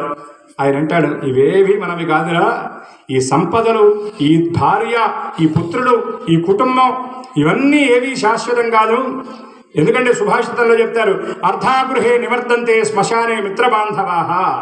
నీవు నాది నాది అని నీవు ప్రాకులాడినటువంటి నీ భార్య ఎవరైతే ఉన్నారో ఆవిడ ఎక్కడి దాకా వస్తుందంటే నీవు పోయినప్పుడు ఆ గంటో 2 గంటలో పూటో అరపూటో నిన్ను తీసుకెళ్ళిన దాకా ఆవిడ ఏడుస్తుంది. ఎక్కడి దాకా వస్తుందంటే గడప దాకా వస్తుంది. శ్మశానే మిత్రబాంధవాహ. మిగిలినటువంటి బంధువులు మిత్రులు ఎవరు ఎక్కడి దాకా వస్తారంటే శ్మశానం దాకా వస్తారు. వాళ్ళు కూడా తండ్రి లేని వాళ్ళైతే అక్కడ దాకా వస్తారు, తండ్రి ఉన్న వాళ్ళైతే శ్మశానానికి వెళ్ళరు. ఇక పుత్రుడు ఎక్కడ దాకా వెళతారంటే వాడికి కొరివి పెట్టేదాకా వెళతాడట. అందుకే ఒక మాట అంటారు, అందమైన దేహం అగ్గిపాలు, కొడుకు వండిన కూడు కాకిపాలు. ఎందుకంటే వీడు ఏ రోజు అంతా బాగున్నప్పుడు ఎప్పుడు తండ్రికి అంత అన్నం వండి పెట్టాడు. వీడి తల్లో భార్యో వండి పెడుతుంది. కొడుకు వండేది ఎప్పుడు చివరికి అక్కడ కాటి దగ్గర వండుతాడు. అప్పుడు తండ్రి తినగలుగుతాడా? తినలేడు. అనేకమైన పదార్థాలు చేసి పెడతారు, వాడికి ఇష్టమైనటువంటి పదార్థాలన్నీ తెస్తారు. దీని దుంపదగా ఈ మధ్య తీసుకురాకూడనటువంటి పదార్థాలు కూడా తెస్తున్నారు. అదేమిటంటే మా నాన్నకి దాని మీద ఆసక్తి ఎక్కువ అండి, అది పెట్టకపోతే కాకులు రావు అన్నాడు ఒక ఆయన. కాబట్టి బ్రతుకున్నంతకాలం వీడు పెట్టకపోయినా అక్కడ మాత్రం చాలా ఘనంగా చేస్తారు. అందుకే మనం ఎప్పుడూ గుర్తుపెట్టుకోవాలి, తల్లిదండ్రులకు మనం గుడి కట్టకపోయినా పర్వాలేదు, కట్టినటువంటి గుడి మెట్ల మీద తల్లిదండ్రులను కూర్చోబెట్టకుండా ఉంచుకోవాలి. అందుకే యజ్ఞయాగాది క్రతువులు చేశావా, గుళ్ళు కట్టావా, గోపురాలు నిర్మించావా, భూరిదానాలు చేశావా కాదు, నీ తల్లిదండ్రులను నీవు సక్రమంగా చూసుకున్నావా లేదా, వాళ్ళు సంతోషంగా ఉన్నారా లేదా, వాళ్ళు ఉన్నంతకాలం 4 మెతుకులు వాళ్ళకి పెట్టావా లేదా, వాళ్ళు చెప్పినటువంటి మాట విని వాళ్ళ మనస్సుకు నచ్చినట్టుగా నీవు నడుచుకున్నావా లేదా, ఇది చాలా ప్రధానమండి. ఇదేదీ లేకుండా తల్లిని ఇబ్బంది పెట్టి, తండ్రిని ఇబ్బంది పెట్టి, తల్లిని వృద్ధాశ్రమంలో చేర్చి, తండ్రిని అనాథాశ్రమంలో చేర్చి నీవు మేడలు కట్టించినా, నీవు కోటలు కట్టించినా, నీవు దేవాలయాలు కట్టించినా, 100 యజ్ఞాలు చేసినా దానివల్ల ప్రయోజనం లేదు లేదు లేదు. ఎందుకు లేదు అంటే నమాతః పరదైవతం, తల్లిని మించినటువంటి దైవం లేదు, తండ్రి మాటని పరిపాలించడాన్ని మించినటువంటి యజ్ఞం లేదు. అందుకే సాక్షాత్తు వేదవేద్యే పరే పుంసి జాతే దశరథాత్మని వేద ప్రాచేదాసీత్ సాక్షాత్ రామాయణాత్మన అని ధర్మస్వరూపమైనటువంటి వైకుంఠవాసుడైనటువంటి శ్రీమన్నారాయణమూర్తి రాముడిగా అవతారాన్ని ధరించిన తర్వాత దశరథుడు ఏది చెబితే అది విన్నాడు. అడవికి వెళ్ళమంటే నవ్వుతూ వెళ్ళాడు. పట్టుబట్టలు కట్టుకొని తర్వాత రోజున కిరీటం పెట్టుకొని యువరాజ పట్టాభిషేకం జరగాల్సినటువంటి మహానుభావుడు రాత్రికి తండ్రి ఆ మాట చెప్పగానే తెల్లవారుతూ ఉండగానే నారచీరలు ధరించి ఆ సంపదలన్నీ కూడా వదిలేసి ఆయన తండ్రి చెప్పినటువంటి మాటకి కట్టుబడి ఆయన వెళ్ళిపోయాడు. అందుకే కొన్ని లక్షల సంవత్సరాలు జరుగుతున్నప్పటికీ కూడా ఇప్పటికీ రాముడంటే మహానుభావుడని మనం రెండు చేతులు జోడించి నమస్కారం చేస్తాం. ప్రతి ఊరిలో, ప్రతి వాడలో, ప్రతి బజారులో, ప్రతి చోట ఏ ఉత్సవం జరిగినా జరగకపోయినా శ్రీరామనవమి నాడు ఇప్పటికీ కళ్యాణాలు జరుగుతున్నాయి. కళ్యాణం చేయకపోయినప్పటికీ కూడా ప్రతి వాళ్ళు పటం పెట్టి కనీసం పానకం వడపపోయినా చేస్తారు. ఇప్పటికీ కూడా ఎవరైనా దంపతులు కనబడితే సీతారాముల్లాగా వర్ధిల్లంటారా అంటారు. అది రాముడి యొక్క గొప్పదనం. మొన్న జనవరి నెలలో మరి అయోధ్య పట్టాభిషేకం, అయోధ్యలో ప్రతిష్ఠ జరిగితే, బాలరాముడి ప్రతిష్టాపన జరిగితే ప్రతి ఊరు, ప్రతి ఇళ్ళు ఒక పెళ్ళిళ్ళులాగా, ప్రతి గ్రామం ఒక పెళ్ళిళ్ళులాగా సంబరంగా, ప్రతి గ్రామంలో చిన్న చిన్న ఊళ్ళలో కూడా గ్రామానికి తోరణం కట్టి, గ్రామ మధ్యలో టీవీలు పెట్టి, తెరలు పెట్టి ప్రతి ఇంటికి సంబంధించినటువంటి పండగగా అంత వైభవోపేతంగా చేశారంటే అది మన రాముడు, అది మన రామాయణం, అది రాముడు చెప్పినటువంటి ధర్మం. అందుకని రాముడు చెప్పినటువంటి విధంగా తల్లిదండ్రులను మనం నిరంతరం కూడా వాళ్ళు చెప్పినటువంటి మాట విని వాళ్ళ యొక్క మనస్సు నొప్పించకుండా వాళ్ళకి 4 మెతుకులు చక్కగా పెట్టి వాళ్ళు ఉన్నంతకాలం వాళ్ళకి ఏ విధమైనటువంటి బాధ లేకుండా వాళ్ళని సాగనంపితే అంతకు మించినటువంటి యజ్ఞం లేదు అన్నటువంటి విషయాన్ని మనందరం కూడా గ్రహించాలి. ఇక్కడ శ్రీమన్నారాయణమూర్తి కూడా తాను ఇచ్చినటువంటి భృగు మహర్షి ఇచ్చినటువంటి పాదనేత్రాన్ని ఆయనే చిదిపివేశాడు. ఎందుకంటే ఆ నేత్రాన్ని చిదిపివేయటం అంటే ఎప్పుడు కూడా ఎవరికైనా సరే అహంకారం అనేది పనికిరాదు. ఎందుకంటే మన దగ్గర ఏదైనా ఒక కడ్డీ ఉన్నప్పుడు అది వంకర పోయిందనుకోండి, కమ్మరి ఏం చేస్తాడు, దాని వెంటనే కొలిమిలో కాల్చి ఆ ఉన్నటువంటి వంకర తీస్తాడు. మనం కూడా నిరంతరం అనుభవించినటువంటి కష్ట నష్టాలన్నీ ఏమిటంటే ఇవన్నీ మన వంకరలే. ఈ వంకరలన్నీ ఎక్కడవండి, ఇప్పటివి కాకపోవచ్చు. వాసన వాయిసాలు మనతో పాటు కర్మ ఫలాలుగా, గత జన్మ ఫలాలుగా మనతో పాటు వస్తూ ఉంటాయి. వాటిని అనుసరించి బుద్ధి కర్మానుసారిణి అని మనం అనేకమైనటువంటి దుష్కర్మలు చేస్తూ ఉంటాం. వాటిని ఇప్పుడు మనం నవ్వుతూ చేసినటువంటి పాపాలన్నీ ఏడుస్తూ అనుభవిస్తూ ఉంటాం. మనకు కష్టాలు రావడానికి కారణం ఏమిటంటే భగవంతుడు మనల్ని నిలబెట్టడం కోసం ఆ విధమైనటువంటి కష్టాలు ఇస్తాడు. అందుకే చైనా తత్వవేత్తలు ఒక మాట అంటారు, ఎవడైనా ఒకడు బాగా కష్టపడుతున్నాడు అంటే భగవంతుడు వాడికి మోక్షాన్నో సుఖాన్నో త్వరలో ఇవ్వబోతున్నాడని అర్థం అంటారు. ఇంకొక మాట చైనా తత్వవేత్తలు ఏమంటారంటే గాలివానలు ఎందుకు వస్తాయండి అంటే చెట్ల వేర్లు బలపట్టడానికి వస్తాయట. చూడండి, గాలివానలు ఎందుకు వస్తాయంటే చెట్ల వేర్లు బలపట్టడానికి వస్తాయి. గాలి ఎంత బలంగా వీస్తే చెట్టు వేర్లు అంత బలంగా పట్టుకుంటాయి. చెట్లు వేర్లు బలపడితే ఎన్ని గాలివానలు వచ్చినా చెట్టు అనేది నేల రాలదు. కాబట్టి మనకు కూడా కష్టాలు ఎందుకు వస్తాయంటే మనం బలంగా నిలబట్టడం కోసం, రాబోయేటువంటి రోజుల్లో శుభాలను మనందరం కూడా గ్రహించడం కోసం. ఎందుకంటే మన లోకంలో కొంతమంది మహానుభావులను చూస్తూ ఉంటాం, తిన్నారో తినలేదో, పంపు నీళ్లు తాగారో, సత్రాల్లో భోజనం చేశారో, ఎన్నో రోజులు భోజనం లేకుండా గడిపారో, నానా రకాల ఇబ్బందులు పడి కొంతమంది యాచన చేసి కూడా బ్రహ్మాండమైన చదువులు చదువుకున్న వాళ్ళు ఉన్నారు. వాళ్ళందరూ వాళ్ళు ఉద్యోగాలు చేస్తూ లక్షలు గడిస్తున్నటువంటి వాళ్ళు ఉన్నారు. అంటే ఏదైనా ఒక కష్టాన్ని మనం నవ్వుతూ అనుభవించినప్పుడు రాబోయేటువంటి సుఖాన్ని కూడా మనం పరిపూర్ణంగా అనుభవించగలుగుతాం. అట్లానే భగవంతుడు కూడా అహంకారాన్ని, గర్వాన్ని దూరం చేస్తాడు. కాబట్టి భృగు మహర్షి యొక్క పాదంలో ఉన్నటువంటి నేత్రాన్ని మొత్తాన్ని చిదిపివేశాడు. అప్పుడు తలకెక్కినటువంటి గర్వం కాస్త భృగు మహర్షికి కింద దిగిపోయింది. శ్రీమన్నారాయణమూర్తికి నమస్కారం చేశాడు. ఓ మహానుభావ, ఇది బుద్ధిపూర్వకంగా జరిగింది కాదు, ఇది ఏదో ప్రేరణ అని చెప్పి నమస్కారం చేసి భృగు మహర్షి అక్కడి నుండి వెళ్ళిపోయాడు. కానీ లక్ష్మీదేవి మాత్రం ఇంటి ఆవిడ అడిగింది. అలాగే నీ గుండెల మీద తన్నినటువంటి, నేను నివసించేటటువంటి స్థానాన్ని తన్నినటువంటి వాడి పాదాన్ని నీవు పట్టుకుంటావా? నీవు పైగా పాదసేవ చేస్తావా? ఇంకా నొప్పి పుట్టిందా అని పరామర్శిస్తావా? ఇది నాకు నచ్చలేదు. ఎందుకంటే ఇంటి ఆవిడ కోపం వచ్చిందంటే ఎదుటివాడి మీద మనం కోపం లేకపోయినా సరే 2 మాటలు అనాలి. ఎందుకంటే లేదనుకోండి ఇక లోపలికి వెడితే మన దీన్ని ఏమంటారు, దర్వీ ప్రయోగం అంటే గంటెలు పళ్ళాలు ఇవన్నీ విసిరేసి బ్రహ్మాండమైనటువంటి శబ్దం వస్తుంది ఇంట్లో. అందుకే ఇంటి ఆవిడ కోపం ఎప్పుడు రాకూడదు. కానీ చూడండి, ఇదంతా ఆ వైకుంఠవాసుడైనటువంటి నారాయణమూర్తి కూడా తప్పలేదు. కాబట్టి ఆయన వెంటనే లక్ష్మీదేవిని బుజ్జగించేటువంటి ప్రయత్నం చేశాడు. కానీ ఆవిడ వినలేదు. నేనుండగా నీకింత అవమానం జరిగితే మరి నేను ఇక్కడ ఉన్నాను, నేను బయలుదేరి పెడతానని లక్ష్మీదేవి కొల్హాపురం బయలుదేరి పెడుతుంది తపస్సు చేసుకోవడానికి. ఆవిడ వెనకాల శ్రీమన్నారాయణమూర్తి కూడా ఆయన పరిగెత్తుతాడు. కానీ అది సాధ్యం కాలేదు. లక్ష్మీదేవి చాలా వేగంగా వెళ్ళిపోతుంది. శ్రీమన్నారాయణమూర్తి తన సతి, తన గతి, తన రతి అయినటువంటి లక్ష్మీదేవి లేకపోతే ఏం చేయాలో అర్థం కాక చివరికి వెంకటాచల వరాహ పర్వతం మీదగా ఆయన చేరతాడు. ఆ అడవిలో భార్య లేనటువంటి ఆయన భార్యా విజయోగంతో పిచ్చివాడై తిరుగుతూ ఒక చెట్టు కింద ఆయన ఉన్నటువంటి సందర్భంలో ఆయన శరీరం అంతా కూడా పుట్టలు గట్టి ఉన్నాయంట.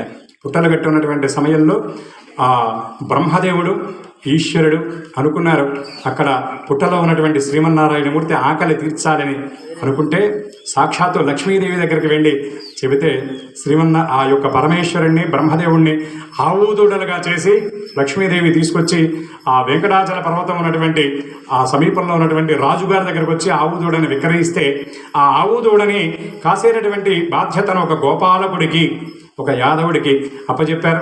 అతను చక్కగా వాటిని పరిపాలిస్తున్నాడు. కానీ ఇవి ఒక కార్యనిమిత్తం వచ్చినటువంటి దేవత ధేనువులు కాబట్టి రోజు వెళ్ళి ఒక పుట్ట దగ్గరికి వెళ్ళి పాలిస్తున్నాయట. ఇక్కడ రాజుగారి వాళ్ళు మాత్రం బ్రహ్మాండంగా రోజు సేర్లు పాలిచ్చేటటువంటి ఆవు పాలివ్వట్లేదు. ఏమిట్రా, నీవేమైనా దారిలో పిండుతున్నావా అని చెప్పి ఆ గోపాలకుడిని వాళ్ళు దండించారట. ఏం జరుగుతుందా చూద్దామని చెప్పి ఆ గోపాలకుడు ఒకనాడు ఆవుని అనుసరిస్తూ వెళ్ళాడు. ఒక పుట్టలో పాలధారలు ఆ ఆవు కురిపించడం చూశాడు. వెంటనే కోపం వచ్చింది. పాలమ్మిన పాపమేదో అంటగట్టే మహారాజు, నేను పాలు అమ్మానని చెప్పి మహారాజు నాకు ఈ పాపాన్ని అంటగట్టాడు కదా, అసలు ఈ పుట్టలో ఎవరున్నారని చెప్పి ఆవు పాలిస్తూ ఉండగా గొడ్డలు విసిరేశాడు. ఆ గొడ్డలు విసిరితే ఆ పుట్ట లోపల ఉన్నటువంటి పుండరీకాక్షుడి యొక్క ఆ గడ్డానికి ఆ గొడ్డలు వెళ్ళి తగిలింది. ఒక్కసారిగా కోటి సూర్యుల ప్రకాశాన్ని వెదజల్లుతూ ఆయన పైకి లేచాడు. ఆ వెలుగును చూసి తట్టుకోలేక ఆ యాదవుడు ఒక్కసారిగా కళ్ళు లేనటువంటి వాడై పిచ్చివాడై పడిపోయాడు. ఎరా, నేను ఎవరనుకున్నావు శ్రీమన్నారాయణమూర్తిని అని చెప్తే, స్వామి తెలియక నేను ఈ విధమైనటువంటి అపరాధానికి పాల్పడ్డాను. నేనేదో పశువుల్ని కాసేటటువంటి వాడిని. నేను యాదవుల్ని ఏమంటారంటే ఈ మధ్య ఇది కొంచెం వివాదాస్పదమైందండి. గొల్లవాడు అంటారు. ఇది వాస్తవంగా నేను సభాముఖంగా చెప్తున్నానండి. ఇది చాలా గొప్ప పదం. గొల్ల అంటే ఏమిటంటే గుర్తెరిగిన వాడు అని అర్థం. గుర్తెరిగిన వాడంటే చాలా అపారమైనటువంటి మేధస్సు. ఎందుకంటే ఆవులు కాసేవాళ్ళైనా, మరి గొర్రెలు కాసేవాళ్ళైనా, గేదెలు కాసేవాళ్ళైనా 100 ఆవులు, 100 గేదెలు, 100 గొర్రెలు ఒకలాగే ఉంటాయి. కానీ ఆ కాసేటటువంటి వాడు మాత్రం ఏ ఆవు ఎవరిదో, ఏ గేదె ఎవరిదో గుర్తించగలుగుతాడు. అందుకే గుర్తెరిగిన వాడు అని చెప్పడం కోసం ఆ పదాన్ని వాడతారు. కాబట్టి అతను నేను పశువుల కాపరిని, నా మీద పడ్డేటువంటి ఈ నిందని బాపుకోవడం కోసం నేను ఈ ప్రయత్నం చేశాను, నన్ను క్షమించమంటే అప్పుడు ఆయన చెప్పాడు, నేను వైకుంఠవాసుడైనటువంటి శ్రీమన్నారాయణమూర్తిని, వెంకటేశ్వరుడు అనేటటువంటి పేరుతో నేను కలియుగంలో ఈ వెంకటాచల పర్వతం మీద నేను ఆవిర్భవించబోతూ ఉన్నాను. త్వరలో నాకు అద్భుతమైనటువంటి సుందరమైన దివ్యమైన భవ్యమైన దేవాలయం నిర్మాణం జరుగుతుంది. ఆ నిర్మాణం జరిగిన తర్వాత నన్ను మొట్టమొదట నీవు దర్శించావు కనుక ఇప్పటికీ కలియుగాంతం వరకు ఈ దేవాలయం ఎన్నాళ్ళు ఉంటే అన్నాళ్ళు. ఎన్నాళ్ళు ఉంటుంది ఈ దేవాలయం అంటే ఆచంద్రతారార్కం, సూర్యచంద్రుడు ఆకాశంలో ఎంతకాలం ఉంటారో అంతకాలం నా దేవాలయం ఉంటుంది. కాబట్టి అంతకాలం కూడా మొట్టమొదటి దర్శనం ఎవరికి అంటే మొట్టమొదటిసారి చూసినటువంటి యాదవుడికే. అది శ్రీమన్నారాయణమూర్తి యొక్క దివ్యానుగ్రహం. చూడండి, స్వామి సేవకు వర్గ వర్ణ లింగ వయోభేదం అనేది ఎట్టి పరిస్థితుల్లో ఉండదు అని చెప్పడం కోసం ఈ నిదర్శనాన్ని మనం గ్రహించాలి. అట్లా ఆయన ఆ పైకి లేచాడు. ఇంకొక అద్భుతమైనటువంటి విషయం ఒకటి చెప్పుకోవాలండి. మన భవిష్యోత్తర పురాణంలో చెప్పినటువంటి మాట, వెంకటేశ్వర స్వామి ఆ యాదవుడికి మొట్టమొదట వరాహ పర్వతం మీద దర్శనమిచ్చినటువంటి ఆ రోజు ఏదైతే ఉందో అదే శ్రావణ మాసం, అదే పౌర్ణమి, అదే శ్రవణ నక్షత్రం. అటువంటి పవిత్రమైనటువంటి రోజు ఈరోజు శ్రావణ మాసం, పౌర్ణమి, శ్రవణ నక్షత్రం. ఇంకొక విశేషం ఏమిటంటే ఈరోజు సోమవారం కూడా కలిసి రావటం. శ్రావణ మాసంలో, కార్తీక మాసంలో సోమవారం ఎంత బలమైందో శ్రావణ మాసంలో కూడా సోమవారం అంతే బలమైంది. కాబట్టి వెంకటేశ్వర స్వామి ఆవిర్భవించినటువంటి పవిత్ర పుణ్యతిథిన మనం వెంకటేశ్వర వైభవాన్ని మనం ఇక్కడ చెప్పుకుంటున్నామంటే అది వెంకటేశ్వరుడి యొక్క దివ్య కృప తప్ప మరేదీ కాదు. కాబట్టి అందరూ ఒక్కసారి ఏడుకొండలవాడ వెంకటరమణ గోవిందా. ఆ విధంగా స్వామివారు వరాహ పర్వతం మీద వ్యక్తమైన తర్వాత అక్కడ వరాహ మూర్తి అంటే యజ్ఞవరాహ మూర్తి అధీనంలో ఉన్నటువంటి పర్వతం అది. ఆ యజ్ఞవరాహమూర్తికి అన్నం వండి పెడుతూ ఉన్నటువంటి మాతృమూర్తి ఎవరంటే ఆవిడ ఉకుడాదేవి. ఆ ఉకుడాదేవి ఎవరంటే సాక్షాత్తు కృష్ణ పరమాత్మగా కృష్ణుడి యొక్క లీలా వినోద వైభవ విశేషాన్ని చూచి మట్టి తింటున్నటువంటి కృష్ణుడి యొక్క చెవి మెలబెడితే ఆయన నోరు చూపమంటే ఆ నోట్లో 14 భువన భాండాలను దర్శించినటువంటి ధన్యమూర్తి ఆ యశోదాదేవి. ఆ కృష్ణ పరమాత్మగా ఆ అవతారంలో యశోదగా వెళ్ళి ఆయన ఒక మాట అడిగిందిట, అయ్యా యుక్త వయస్సు వచ్చేటప్పటికి నీవు నా దగ్గర నుండి వెళ్ళిపోయావు, నీవు మరి 8 మందిని వివాహం చేసుకున్నావు, ఇంకా 16,000 మందిని ఉద్ధరించావు, కానీ నేను నీ పెళ్లి చూడలేకపోయాను అంటే ఇప్పుడు ఆయన అన్నట్ట ఇది ఈ అవతారంలో సాధ్యం కాదు, కలియుగంలో నీ చేతుల మీదుగా నాకు వివాహం జరుగుతుంది అని ఆయన మాట ఇచ్చాడు. కాబట్టి ఆ మాటని నిలబెట్టుకోవడం కోసం వరాహ పర్వతం మీదకి ఆ వైకుంఠవాసుడైనటువంటి శ్రీమన్నారాయణమూర్తి శ్రీ వైకుంఠ విరక్తాయ స్వామి పుష్కరిణి తటే అద్భుతమైనటువంటి పుష్కరిణి ఉన్నటువంటి వరాహ పర్వతం మీదకి వచ్చి ఆవిడ చేతుల మీదుగా వివాహం చేసుకోవడం కోసం అక్కడికి వచ్చాడు. అలా కొంతకాలం గడిచింది. అంటే వెంకటేశ్వర స్వామి తత్వంలో మనం ఏం గ్రహించాలి అంటే మాట ఇచ్చాము అంటే దానికి కట్టుబడి ఉండాలి. కొన్ని తరాల తర్వాత, కొన్ని అవతారాల తర్వాత, యుగాల తర్వాత అయినా సరే దాన్ని నిలబెట్టుకోవాలి అనేటువంటి విషయాన్ని మనం వెంకటేశ్వరుడి యొక్క తత్వంలో మనం గ్రహించాలి. ఇదే తత్వ వైభవం అంటే. దాని నుండి గ్రహించాల్సినటువంటి విషయాలు ఏమిటంటే, ఏది మనం స్వామివారి దగ్గరికి వెళ్ళామా, కేశాలు ఇచ్చామా, లేదా నడిచి కొండెక్కామా, 108 కొబ్బరికాయలు కొట్టామా, ఇది కాదండి. ఆయన ఏ సందేశాన్ని అయితే మనకిస్తున్నాడో దాన్ని మనం గ్రహించి మన జీవితంలో దాన్ని అన్వయించుకోవాలి. అంటే ఇచ్చిన మాట మీద కట్టుబడి ఉండాలి. ఎందుకంటే సుభాషితకారుడు అంటాడు, ప్రాణం వాపి పరిత్యజ్య మానమేవాభిరక్షతు అనిత్యో భవతి ప్రాణ మానమాచంద్రతారకం. మాట ఇచ్చావంటే మాట కోసం ప్రాణాలైనా వదిలేయడానికి మనం సిద్ధంగా ఉండాలి. శిబి చక్రవర్తి కథ, బలి చక్రవర్తి కథ, ఇవన్నీ మనకు చెప్పినటువంటి విషయాలవే. వెంకటేశ్వర తత్వంలో కూడా మనం దాన్ని గ్రహించగలగాలి. అలా కొంతకాలం గడిచిన తరువాత ఆకాశరాజుకి అద్భుతమైనటువంటి పద్మ సరోవరంలో యజ్ఞం చేస్తున్నటువంటి సమయంలో పద్మావతి అని ఒక పద్మంలో ఒక బాలిక జన్మించింది. ఆవిడికి పద్మంలో జన్మించింది కాబట్టి పద్మావతి అని పేరు పెట్టారు. ఆ పద్మావతి ఒకనాడు నారాయణవనంలో చెలికత్తెలతో కలిసి క్రీడిస్తూ ఉన్నటువంటి సమయంలో వైకుంఠ విరక్తుడైనటువంటి ఈ శ్రీనివాస ప్రభు అటుగా నారాయణవనానికి వెళ్ళాట. అక్కడ పద్మావతీదేవి యొక్క సౌందర్యాన్ని చూసి ముగ్ధ మనోహరమైనటువంటి మధుర మంజుర ఆ మంజురమైనటువంటి ఆవిడ రూపాన్ని చూసి ఆయన చలించిపోయాడు. ఆ పద్మావతీదేవి దగ్గరికి వెళ్ళాడు. ఎవరంటే ఆవిడ సాక్షాత్తు లక్ష్మీదేవి యొక్క స్వరూపమే అక్కడ పద్మావతిగా ఆవిర్భవించింది కాబట్టి ఆవిడని చూసి ఆయన మోహించాడు, రమించాడు. చుట్టూ ఉన్నటువంటి చెలికత్తెలు ఆయన దగ్గరకు వస్తూ ఉంటే ఆయన మీద ఇసుక, రాళ్ళు అన్నీ కూడా చల్లేటటువంటి ప్రయత్నం చేశారు. మొత్తం మీద ఇంటికి వచ్చాడు, దిగులుగా కూర్చున్నాడు. జరిగినటువంటి విషయాన్ని తన తల్లి అయినటువంటి ఆ ఉకుడ మాతకు చెప్పాడు. ఆవిడ వెంటనే బయలుదేరి ఆకాశరాజు దగ్గరికి వెళ్ళింది. ఎందుకంటే ఆవిడ పని అదే, ఆయనకి పెళ్లి చేయడమే కాబట్టి బయలుదేరి వెళ్ళింది. ఆవిడ వెళ్ళటానికంటే ముందు ఆ పనిని ఆయన పూర్తి చేయడం కోసం ఒక ఎరుకల సాని రూపంలో వెళ్ళాడు. ఇక్కడ శ్రీనివాసుడిని చూసినటువంటి పద్మావతీదేవి కూడా విరహ వేదనతో, ఆ విరహ భారంతో ఆవిడ కూడా జ్వరం వచ్చి ఆవిడ మంచాన పడ్డది. అటువంటి సమయంలో ఆవిడకి సేవ చేస్తూ మరి అటువంటి సమయంలో ఒక మరి ఆవిడ జ్వరం వచ్చి ఆవిడ మంచాన పట్టిందిట. అనేక వైద్యాలు చేశారు, ఏ వైద్యానికి ఆ జ్వరం తగ్గట్లేదు. సరే బయట ఒక ఎరుకల సాని వెళుతూ ఉందిట. ఆ ఎరుకల సాని చేతిలో ఒక చిన్న పిల్లవాడిని పెట్టుకొని సంకలో ఒక పక్క వెదురు పుట్ట, ఇంకొక సంకలో ఒక పిల్లవాడిని తీసుకుని వెళుతుందిట. పూర్వపు రోజుల్లో ఇవి బాగా విశ్వసించేటటువంటి వాడు పిలిపించి ఆ ఎరుక అడుగుదామంటే సోది అడుగుదామని చెప్పి పిలిచారు. ఆ శ్రీమన్నారాయణమూర్తే జగన్మోహనాకారుడైనటువంటి మనోన్మని విగ్రహుడైనటువంటి శ్రీనివాసుడే ఎరుకల సాని రూపంలో వచ్చాడు. ఇక ఎక్కడున్నా ఏ వేషంలో ఉంటే ఆ వేషానికి న్యాయం చేయాలి.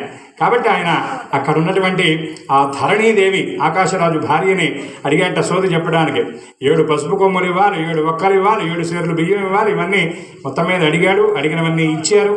ఆయన చెప్పేట, మీ అమ్మాయికి పెళ్లి జ్వరం పట్టుకుంది, వరాహ పర్వతం మీద శ్రీనివాసుడు అనేటటువంటి వాడు వైకుంఠవాసుడు ఆ రూపంలో వచ్చాడు, ఆయనకిచ్చి వివాహం చేయండి, మీ అమ్మాయి జ్వరం తగ్గుతుంది, కేవలం జ్వరం తగ్గటమే కాదు మీ జన్మలు చరితార్థం అవుతాయి అని ఎరుకల సాని రూపంలో శ్రీమన్నారాయణమూర్తి వచ్చి కాగల కార్యం ఆయనే నెరవేర్చుకొని అంతర్ధానం అయిపోయి వెళ్ళిపోయాడు. ఇక్కడ ఒకడమాత వచ్చింది. వచ్చేటప్పటికి ఆకాశరాజు యొక్క పురోహితుల్ని పిలిపించి శ్రీనివాస పరబ్రహ్మ యొక్క వివాహం చేయడానికి నిర్ణయం చేశారు. ఇక ఆయన దగ్గర వివాహం చేసుకోవాలంటే ఏం కావాలంటే సర్వే జనా కాంచనమాశ్రయంతి. ఇంత గొప్ప బ్రహ్మాండమైనటువంటి కార్యక్రమం జరుగుతుందంటే దాతలు అనేటటువంటి వాడు సహకరించబట్టి లక్ష్మీ కటాక్షం ఉండబట్టి ఇంత కార్యక్రమం జరుగుతుంది. ఇక శ్రీమన్నారాయణమూర్తికి వెంకటేశ్వర స్వామికి పద్మావతి దేవికి వివాహం చేయాలని ఒక బ్రహ్మాండమైనటువంటి ముహూర్తం పెట్టారు. ఇక ఈ ముహూర్తం ఇది జగత్ కళ్యాణకారకమైనటువంటి లోక కళ్యాణకారకమైనటువంటి కళ్యాణం కాబట్టి దేవతలందరూ కూడా పిలిచిన వారు పిలవని వారు అందరూ కుటుంబాలతో బయలుదేరి వరాహ పర్వతం మీదకి వచ్చారట. వచ్చినటువంటి సమయంలో మరి వచ్చినటువంటి వాళ్ళకి భోజనాలు ఏర్పాటు చేయాలి, వసతులు ఏర్పాటు చేయాలి. ఎందుకంటే ఇంట్లో ఒక పూట చింతకాయ పచ్చడి వేసుకొని తినేవాడు కూడా పెళ్లికి వస్తే మాత్రం వాడికి 3 పూట్ల 3 పొద్దులా తినడానికి వాడు ఆసక్తి చూపిస్తాడు. వచ్చినటువంటి దేవతలకు అన్నీ ఏర్పాటు చేయాలంటే అక్కడ ఉన్నటువంటి వెంకటేశ్వరుడి దగ్గర తగినటువంటి ధనం లేదు. లేనటువంటి సమయంలో ధనాధిపతి అయినటువంటి కుబేరుణ్ణి పిలిపించారు. పిలిపించి ఆయన దగ్గర అప్పు తీసుకున్నాడు. అప్పు తీసుకొని కుబేరుడు చూడండి, ఆయన ధర్మం ఒకటి ఉంటుందిగా, నాకు వడ్డీ ఎంత ఇస్తావన్నాడు.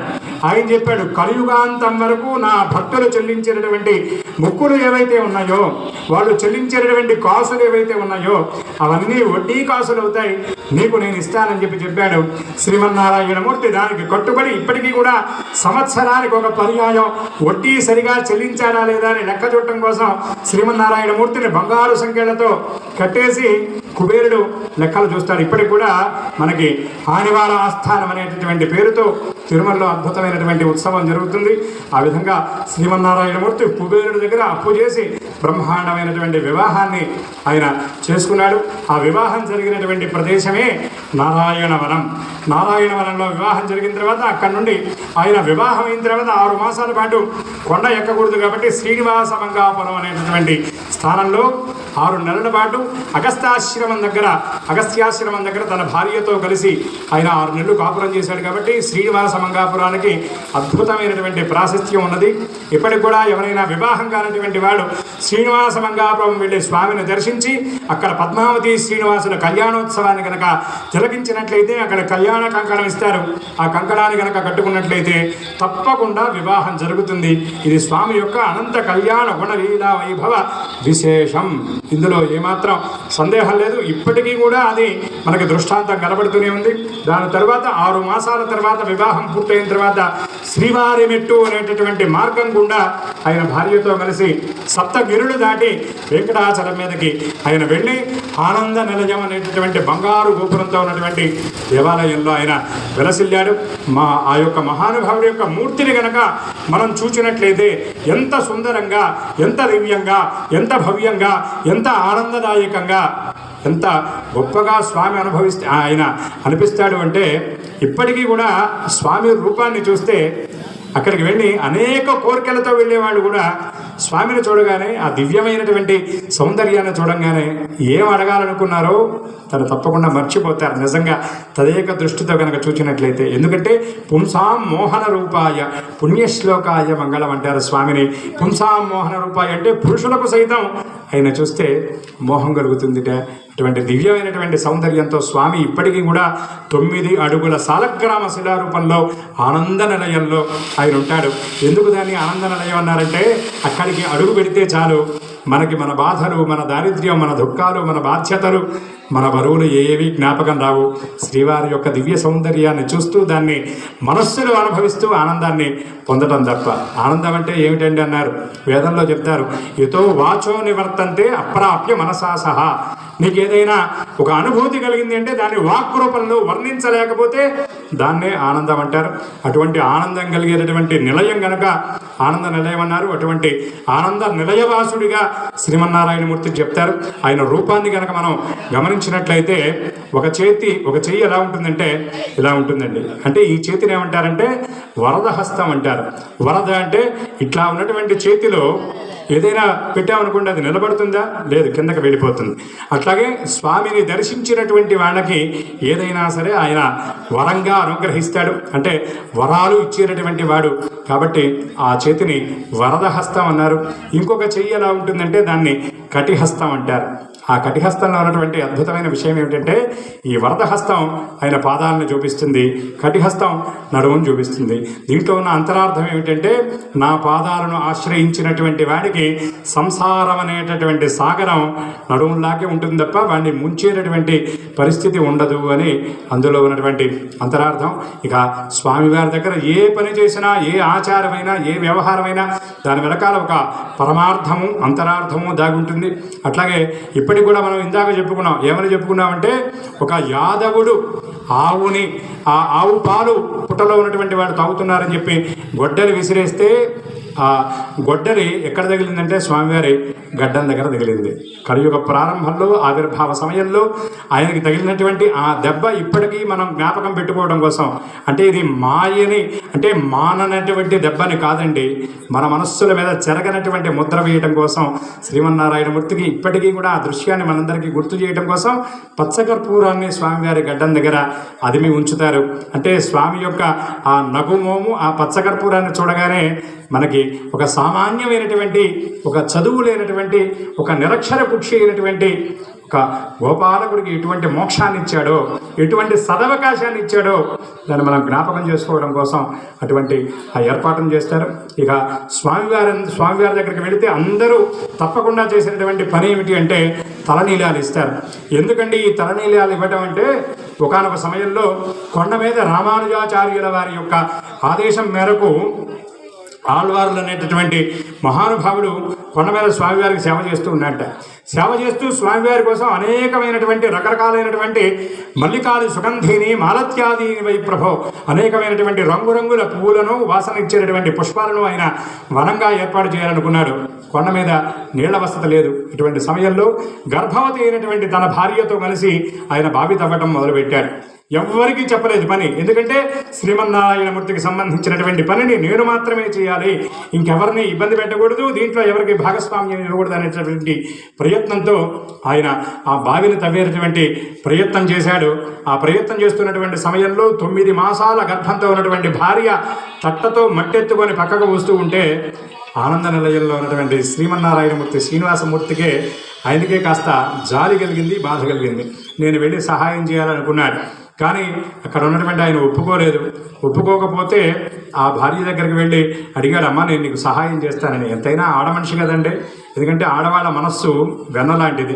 ఎవరైనా ఏదైనా బాధతో ఉన్నారంటే ఆ బాధ అనేటటువంటి అగ్నికి వాళ్ళ మనస్సు అనేటటువంటి వెన్నలాంటి మనస్సు కరిగిపోతుంది. కాబట్టి ఆవిడ పాపం సరే అన్నది. ఆ తట్టలు ఆయనకు అందించింది. ఏమిటి ఇంత వేగంగా వస్తుంది, 9 మాసాల గర్భవతి ఇంత వేగంగా ఈ తట్టలను ఎట్లా మోస్తుందని చెప్పి ఆయన చూస్తే ఒక 8 సంవత్సరాల పిల్లవాడు సహాయం చేస్తున్నాడు. ఏరా నన్ను అడిగావు, నేను నిన్ను వద్దన్నాను కదా అని చెప్పి ఆ చేతిలో ఉన్నటువంటి ఇనప వస్తువుని ఆ పిల్లవాడి మీదకి విసిరేసేట ఆళ్వారు. విసిరేస్తే అది వెళ్ళి స్వామివారి యొక్క నుదుటి పైభాగంలో తగిలింది ఆ ఇనప వస్తువు, ఆ గడ్డ పలుగు. ఇప్పటికి కూడా మనం తిరుమల దర్శనానికి వెళితే మహాద్వారంలోకి అడుగు పెట్టగానే ఆ వెండి వాకిల దగ్గర కుడి చేతి వైపు తగిలిచ్చుంటుంది ఆయన స్వామివారిని కొట్టినటువంటి ఆ ఇనప గడ్డపార. మనం కూడా దర్శనానికి వెళ్ళేటప్పుడు చూసి అందరూ నమస్కారం చేస్తారు. అటువంటి ఆ దెబ్బ తగలంగానే స్వామి తన నిజరూపాన్ని అనుగ్రహిస్తాడు ఆ అనంతాళ్వారికి. ఆ బావి తవ్వినటువంటి ప్రదేశమే ఇప్పటికీ ఆళ్వార్ ట్యాంక్ అనేటటువంటి పేరుతో కొండ మీద ఉన్నటువంటి భక్తుల, అక్కడ ఉన్నటువంటి సేవకుల దాహాన్ని తీర్చేటటువంటి పేరుతో ఆళ్వార్ ట్యాంక్ అంటారు. అక్కడ చక్కటి ఆళ్వార్ ట్యాంక్ గెస్ట్ హౌస్ అని కూడా ఉంటుంది. అటువంటి స్వామివారికి ఆ దెబ్బ తగలడంతో మనకు కూడా ఎక్కడైనా దెబ్బ తగిలితే అక్కడ ఉన్నటువంటి జుట్టు రాలిపోతుంది.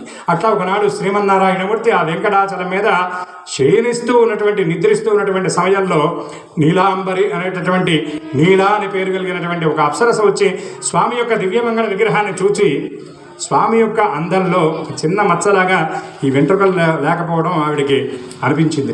అనిపించి ఏం చేసిందంటే తన దగ్గర ఉన్నటువంటి తన కేశ సంపదను తీసి స్వామివారికి ఏర్పాటు చేసింది. ఆయన నిద్ర నుండి మేల్కొనగానే తనకు వచ్చినటువంటి ఆ కేశాలను చూశాడు. ఆ నీలా అనేటటువంటి ఆ అప్సరస చేసినటువంటి త్యాగానికి సంకేతంగా శ్రీమన్నారాయణమూర్తి ఒక వరాన్ని ఇచ్చాడు. కలియుగాంతం వరకు నా భక్తులందరూ కూడా నీ పేరు మీద తల నీలాలు అనే పేరుతో వెంట్రుకలు సమర్పిస్తారు. వాళ్ళు సమర్పించినటువంటి వెంట్రుకలన్నీ నీకు పరమనందు నీకు ఉపయోగపడతాయని చెప్పారు. అందుకే మనం ఇప్పటికీ కూడా వెంకటాచలానికి వెళితే, స్వామివారి దర్శనానికి వెళితే తప్పకుండా మనందరం కూడా అహంకార మమకార ఆ ప్రతిరూపాలైనటువంటి ఆ తల వెంట్రుకలను స్వామి దగ్గర మనం ఇస్తాం. ఎందుకంటే వెంట్రుకలు ఎందుకు ఇవ్వాలంటే, వెంట్రుకలు దేనికి సంకేతం అంటే అహంకారానికి సంకేతం. అందుకే బట్టతలు ఉన్నటువంటి వాడు బాగా కోటీశ్వరుడు అయిన వాడైతే ఏం చేస్తాడంటే విగ్గు పెట్టుకుంటాడు. ఎందుకంటే విగ్గు లేకపోతే సిగ్గుపడతాడు, వెంట్రుకలు లేకపోతే వాడు అందంగా కనపడ్డాడు. వెంట్రుకలు ఉన్నవాడు ఇక అద్దం ముందు నిలబడ్డాడంటే అద్దం బద్దలైందాకా చూసుకుంటూ ఉంటాడు. అంటే అహంకారానికి మమకారానికి ఆ కేశములు సంకేతం. అంతేకాకుండా వేదం ఒక మాట చెప్తుంది, మేరుమందర తుల్యాని పాపాని వివిధాని చ కేశాన్ ఆశ్రయంతి తిష్టంతి అని చెప్తాడు. మన పాపాలన్నీ ఎక్కడుంటాయంటే మన వెంట్రుకలను ఆశ్రయించుంటాయట. అందుకే మన పెద్దలు చెబుతారు, తలస్నానం చేసిన తర్వాత వెంట్రుకల మీద నుండి నీళ్లు ఇంట్లో పడకుండా తల శుభ్రంగా తుడుచుకొని రావాలని చెప్తారు. అటువంటి పాపాలు కేశాలను ఆశ్రయించుంటాయి కాబట్టి మన పాపాలు వదిలించుకోవడం కోసం స్వామికి మనం అక్కడ వెంట్రుకల్ని సమర్పిస్తున్నాం. ఈ సందర్భంగా ఒక ధర్మ సూక్ష్మాన్ని చెప్పాలి. ఆడవాళ్ళు వెంకటేశ్వర స్వామి దగ్గర వెంట్రుకలు ఇవ్వవచ్చా అని కొన్ని చోట్ల ప్రశ్నలుగా అడుగుతుంటారు.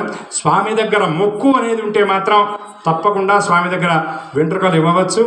అయితే మరి మామూలుగా మొక్కు లేకపోయినా ఆడవాళ్ళు వెంట్రుకలు ఇవ్వచ్చా అంటే దానికి భవిష్యోత్తర పురాణంలో తప్పకుండా చెప్పారు. ద్వయోరంగుళ ప్రమాణేన కేశాన్ వపయతి అని చెప్పారు. అంటే 2 అంగుళాల మందల్లో వెంట్రుకల కింద భాగం నుండి స్వామికి సమర్పిస్తే సరిపోతుందని భవిష్యోత్తర పురాణంలో చెప్పారు. అందుకే వెంకటాచలం కొండ మీదకి ఎక్కినటువంటి వాళ్ళందరూ తప్పకుండా కేశాలు స్వామికి సమర్పించి రావాలి. కేశాలు ఇస్తే చాలు మన క్లేశాలు హరించేటటువంటి మహానుభావుడు వెంకటేశ్వరుడు. అట్లనే పూర్వం చంద్రగిరి అనేటటువంటి చోట నీలాంబరి అనేటటువంటి ఒక కన్యకామణి ఉండేది. చాలా సౌందర్యవతి ఆవిడ. వివాహం అయిన తర్వాత నా అంత సౌందర్యవతి లేదు అని ఆవిడ అహంకరిస్తూ ఉండేదిట. ఆవిడ అహంకారానికి ఫలంగా ఏమిటంటే ఆవిడకి పెళ్ళయి 10 సంవత్సరాలు దాటినా సంతానం లేదుట. ఎందుకంటే ఇది కలి లక్షణం అన్నారు. ఆవిడకి డబ్బులు ఉన్నాయి, వాహనాలు ఉన్నాయి, ఐశ్వర్యం ఉంది, కానీ సంతానం లేదు. ఏమిటంటే అది కలి లక్షణం అన్నారు. నారాయణదాస్ గారు ఒక మాట చెప్తారు, నిరుపేదకు కుక్క మరుగు సంతానము, కోటీశ్వరానికి గొడ్డరికము, మృష్టాన్నం ఆరోగ్యహీనకు తినగలవానికి తిండి లేదు అంటారు. కలియుగ లక్షణం ఏమిటంటే బాగా ధనం ఉన్నటువంటి వాళ్ళకి సంతానం ఉండదుట. మృష్టాన్నం ఆరోగ్యహీనకు, అట్లాగే ఏ పూట కాపూట అన్నం వెతుక్కుండే వాడికి వద్దన్నా సరే పిల్లలు పుడతారు. ఒక్కొక్కరికి కుటుంబ నియంత్రణ ఆపరేషన్ చేయించిన తర్వాత కూడా పిల్లలు పుడతారు. ఏమిటంటే అది వాళ్ళ ప్రాప్తం. అది ఇక కోటీశ్వరం మృష్టాన్నం ఆరోగ్యహీనకు, తిన్న పదార్థాన్ని ఆరాయించుకోలేనటువంటి వాడికి ఇంటి నిండా స్వీట్లు, హాట్లు, బ్రహ్మాండమైన పదార్థాలు ఉంటాయి. ఎందుకంటే వాడికి తీపి తింటే షుగరు, కారం తింటే అల్సరు, పులుపు తింటే ఇంకేదో ఎసిడిటీ, ఇవన్నీ ఉంటాయి. కానీ రాళ్ళు తిన్నా జీర్ణం చేసుకునేటటువంటి వాడికి మాత్రం తినడానికి మరమరాలు కూడా దొరకనటువంటి. ఇదేమిటండి అన్నారు. ఇది కలి లక్షణం ఆయన అన్నారు. కొంతమందికి సంతానం భగవంతుడు కావాలనే ఇవ్వడు. ఎందుకు కావాలని భగవంతుడు ఇవ్వడంటే, వాడికి సంతానాన్ని ఇస్తే వాడి పిల్లలు, వాళ్ళ పెళ్ళిళ్ళు, వాళ్ళ చదువులు దాంట్లోనే పడి ఉంటారు తప్ప వాడు చేయాల్సినటువంటి ధర్మకార్యాలకు దూరంగా ఉంటారనే ఉద్దేశ్యంతో భగవంతుడు తానే బిడ్డయ్యి ఆ మహానుభావుల చేత సేవ చేయించుకుంటూ ఉంటాడు. ఇది శ్రీమన్నారాయణమూర్తి యొక్క అనుగ్రహం. నీలాంబరికి కూడా సంతానం లేకపోతే అహంకారం వల్ల నాకు సంతానం లేదని గ్రహించినదై ఆ అహంకారానికి సంకేతాత్మకం నా అందమంతా ఎక్కడుందంటే నా కేశాల్లో ఉంది కాబట్టి నేను స్వామికి ఈ కేశాలు సమర్పిస్తాను అని తన అహంకార సంకేతాత్మకమైనటువంటి కేశాలను వెంకటాచలంపైకి వెళ్ళి ఆ నీలాంబరి తలనీలాలు ఇచ్చిన తర్వాత ఆవిడ సంతానవతి అవుతుంది. నాకు తెలిసి కనీసం ఒక 100 మందికి స్వామికి కేశాలు ఇస్తామని ఆడవాళ్ళు మొక్కుకున్న తర్వాత 100 మందికి పిల్లలు పుట్టారు. అది స్వామి యొక్క అనుగ్రహం ఇప్పటికీ కూడా. అందుకే అన్నమాచార్యుల వారు పుట్టుగొట్రాళ్లకు సంతానమిచ్చు దేవదేవుడే అంటాడు అన్నమాచార్యుల వారు. స్వామి అనుగ్రహం ఉంటే ఒక గొప్ప మాట చెప్పుకొని నేను నా వానికి విరామాన్ని ఇస్తాను. మూకం కరోతి వాచాలం పంగుం లంఘయతే గిరిం యత్కృపా తమహం వందే పరమానంద మాధవం అంటారు. స్వామి యొక్కడి కరుణాకిరణ ప్రసారం మన మీద జరిగితే పుట్టమూగవాడైనటువంటి వాడు అద్భుతమైనటువంటి మాటలు మాట్లాడతాడు. కుంటివాడైనటువంటి వాడు కొండలు, పర్వతాలు అధిరోహిస్తాడు. అది స్వామి అనుగ్రహం ఉంటే ఏదైనా సాధ్యమైనటువంటి విషయాన్ని మనం గ్రహించాలి. అయితే ఎక్కడ దేవతల్ని చూసినా, వెంకటేశ్వర స్వామిని చూసినా, నరసింహస్వామిని చూసినా, పరమేశ్వరుని చూసినా వీళ్ళందరూ ఎందుకండి కొండల్లో ఉంటారు అంటే, కొండ గుహలు కాదురా నాయన, అవి గుండె గుహలు. ఇందాక మనం ప్రారంభంలో చెప్పుకున్నాం, ప్రతివాడి గుండెల్లో భగవంతుడు ఉంటాడు. ఆ గుండెలో ఉన్నానని చెప్పడం కోసం ఆయన కొండ మీద ఉంటాడు. ఇంకొక విశేషం ఏమిటంటే స్వామిని చేరుకోవాలి అంటే మనం కొంత కష్టపడాలి, కొంత ప్రయాసకు గురవ్వాలి. కొండ ఎక్కే కొద్దీ మనకేమవుతుంది, కింద ఉన్నటువంటి ఆ ఇళ్ళు, ఆ భవనాలు, పెద్ద పెద్ద అంతస్తులు, 10 అంతస్తుల భవనాలు కూడా కొండ ఎక్కే కొద్దీ ఏమనిపిస్తాయి, మనకి చిన్న చిన్న చీమల్లాగా మారిపోతాయి. ఇంకా బాగా పైకెక్కే కొద్దీ కింద ఉన్నటువంటి మనుషులు చాలా నలుసుల్లాగా కనపడతారు. ఆ భవనాలన్నీ చాలా చిన్న చిన్నవిగా కనపడతాయి. అంటే భగవంతుడు అనేటటువంటి ఆ తాను ఉన్నటువంటి పరమ పదానికి మనం చేరుకోగలిగితే కష్టాలు, నష్టాలు, దుఃఖాలు, బాధలు, బాధ్యతలు ఇవన్నీ చాలా చిన్నవిగా కనపడతాయి. వాటిని చిన్నవిగా చూపించడం కోసమే భగవంతుడు కొండ మీద కొలువై ఉంటాడు అన్నటువంటి విషయాన్ని మనందరం కూడా గ్రహించాలి. ఇది వెంకటేశ్వర తత్వ వైభవం. దీన్ని ఎంతైనా అంటే పేరు పెట్టాం కాబట్టి 4 విషయాలు చెప్పే ప్రయత్నం చేశాం. ఎంతైనా చెప్పుకోవచ్చు. స్వామివారి యొక్క అనంతమైనటువంటి కళ్యాణ గుణవైభవం అయింది. ఇంత అంత అని చెప్పడానికి వీల్లేదు. నిత్య కళ్యాణ చక్రవర్తి అంటారు స్వామివారిని. నిత్య కళ్యాణం ఎక్కడైనా జరుగుతుందంటే అది కేవలం తిరుమల క్షేత్రంలోనే ప్రారంభమైంది. ఒక్క మాట చెప్పి నేను నా వానికి విరామాన్ని ఇస్తాను. స్వామి జోలిపోయినటువంటి వాడు ఎవరైనా సరే, స్వామి జోలిపోయినటువంటి వాడు ఎవరైనా సరే, స్వామి దగ్గర జరగాల్సినటువంటి కైంకర్యాలు సక్రమంగా జరగకుండా స్వామి దగ్గర అపరాధానికి పాల్పడ్డటువంటి వాడు ఎంత దుర్భరమైన, ఎంత దుస్థితిని పొందుతాడు అంటే, నేను ఇప్పుడు విషయాలు చెప్పట్లేదండి, ఇప్పుడు జరిగేవి మీ అందరికీ తెలుసు. 1767 సంవత్సరంలో ఆలీ అనేటటువంటి ఒక తురుష్క ప్రభు, ఆయన స్వామివారి అన్ని రాజ్యాలు దండెత్తుతూ తిరుపతి మీద, తిరుమల మీద కూడా దండెత్తాలని చెప్పి తన సైన్యంతో బయలుదేరి వెళ్ళాడు. కానీ కొండ ప్రారంభ భాగంలోకి వెళ్ళిన తర్వాత వాడి లోపల హైదర్ అలీ అతని పేరు. ఆ హైదర్ అలీకి కొండెక్కేటటువంటి సమయంలో చాలా భయం కలిగింది. అంత శౌర్యం కలిగినటువంటి, అంత ప్రతాపం కలిగిన అటువంటి వీర్యవంతుడైనటువంటి వాడు ఎంత ప్రయత్నం చేసినా కొండెక్కలేకపోయాడు. వాడి దగ్గర ఉన్న గజ, అశ్వ, శిబిక ఆ రథాలన్నీ కూడా కొండెక్కడానికి చాలా కష్టపడాల్సి వచ్చింది. కిందే ఆగిపోయినాయి. ఏమిటి ఈ పరిస్థితి అనుకున్నాడు. అక్కడ ఉన్నటువంటి వాళ్ళు చెప్పారు, ఇది ఎప్పుడో జరిగింది కాదు, 1767లో జరిగింది. అక్కడ ఉన్నటువంటి వాళ్ళు చెప్పారు, ఈ పర్వతం వరాహ పర్వతం అయ్యా, యజ్ఞవరాహమూర్తి దీనికి క్షేత్రపాలకుడుగా ఉన్నాడు. అందుకే మనం ఇప్పటికి కూడా స్వామివారి దర్శనం చేయాలి అంటే వరాహమూర్తిని దర్శించిన తర్వాతే స్వామివారి దర్శనం చేస్తాం. అట్లా చేస్తేనే తిరుమల దర్శనం. లేకపోతే మనం ఇంట్లో ఉండి చూసినా, కొండకు వెళ్ళినా పెద్ద తేడా ఏం లేదు. అటువంటి యజ్ఞవరాహ క్షేత్రం అని చెప్తే హైదర్ అలీ భయపడి పారిపోయాడు. ఆ హైదర్ అలీ పారిపోయినటువంటి ప్రదేశాన్ని నేడు అలిపిరి అని పిలుస్తున్నాం.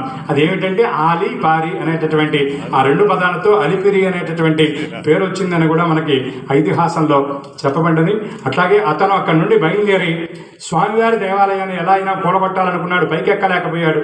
కింద ఉన్నటువంటి, ఇందాక చెప్పాము, శ్రీనివాస మంగాపురం అని ఒక అద్భుతమైనటువంటి యాదవరాజు చక్కటి దేవాలయాన్ని కట్టిస్తే ఆ దేవాలయాన్ని కూల్చివేశాడు ఈ హైదర్ అలీ. కానీ అన్ని విగ్రహాలు పాడు చేయగలిగాడు, కానీ శ్రీనివాసుడి విగ్రహాన్ని మాత్రం ఏమీ చేయలేకపోయాడు. ఉన్న చోట నుండే అంతర్ధానం అయిపోయింది ఆ విగ్రహం. అంతర్ధానం అయిపోతే ఆ దేవాలయం మీద దాడి చేసినటువంటి ప్రభృతి ఆ హైదర్ అలీ అనేటటువంటి వాడికి సన్నిపాత జ్వరం వచ్చిందండి. సన్నిపాత జ్వరం అంటే మనం ఇవాళ చెప్పుకోవాలంటే టైఫాయిడ్, ఇంకా డబుల్ టైఫాయిడ్ జ్వరం వచ్చింది. వాడికి ఎంత వైద్యం చేసినా దాని నుండి వాడు కోలుకోలేకపోయాడు. చివరికి ఆఖరి కోరికగా తన సేవకులను ఒక మాట అడిగాడు. నా రాజ్యమైనటువంటి మా సొంత ఊరు, వాళ్ళది ఊరు అంటే మైసూరు, శ్రీరంగం, అక్కడికి నన్ను తీసుకెళ్ళండి అన్నాడు. వాడు తీసుకెళ్లేటువంటి సమయంలో తిరుపతి శివారులు దాటుతూ ఉన్నటువంటి సమయంలో చంద్రగిరి దగ్గరికి వెళ్ళగానే వాడు ప్రాణాలు వదిలేశాడు. అటువంటి అతని యొక్క చరిత్రని ఇప్పటికి కూడా ఏం చెప్తారంటే, స్వామి జోలికి వచ్చాడు కాబట్టి ప్రాణం పోయిందని చెప్పరు, శత్రురాజుల చేతిలో ప్రాణం పోయిందని మనకి చరిత్రలో రాస్తారు. మన చరిత్ర అంతా ఇట్లానే ఉంది. మన పుస్తకాల్లో ఉన్నటువంటి చరిత్రనంతా కూడా వాళ్ళకి అనుగుణంగా రాసుకొని మనం వినకూడనటువంటి, చదవకూడనటువంటి చరిత్రనంతా మన ఎత్తిన ఇవాళ రుద్దారు. ఎందుకంటే మీ అందరికీ తెలుసు, గజనీ మహమ్మద్ దండయాత్ర గురించి అందరూ చదువుకునే ఉంటారు. గజనీ మహమ్మద్ దండయాత్ర 14 సార్లు 16 సార్లు దండయాత్ర చేసి చివరికి 17వ సారి గెలిచాడని రాస్తారు. కానీ ఈ 15-16 సార్లు ఓడించినటువంటి పురుషోత్తముడు అనేటటువంటి చక్రవర్తి గురించి ఎక్కడా మన చరిత్రలో రాయరు. కానీ దాన్నే మనం పుస్తకాల్లో చదువుకుంటున్నాం. అది మన దౌర్భాగ్యం. తండ్రిని చంపి తాతను చంపి ఆ సింహాసనాలు ఎక్కినటువంటి రాజుల గురించి మనం అక్బర్ అని బాబర్ అని మనం చరిత్రలు చదువుకుంటాం. కానీ ఎంతోమంది మహానుభావులు, ఎంతోమంది చక్రవర్తులు మనకి దేవాలయాలను, మన అపారమైనటువంటి వారసత్వ సంపదని, మన సంస్కృతిని నిలబెట్టినటువంటి చక్రవర్తుల గురించి మనం చదువుకోలేకపోతున్నాం. అది మన దౌర్భాగ్యం.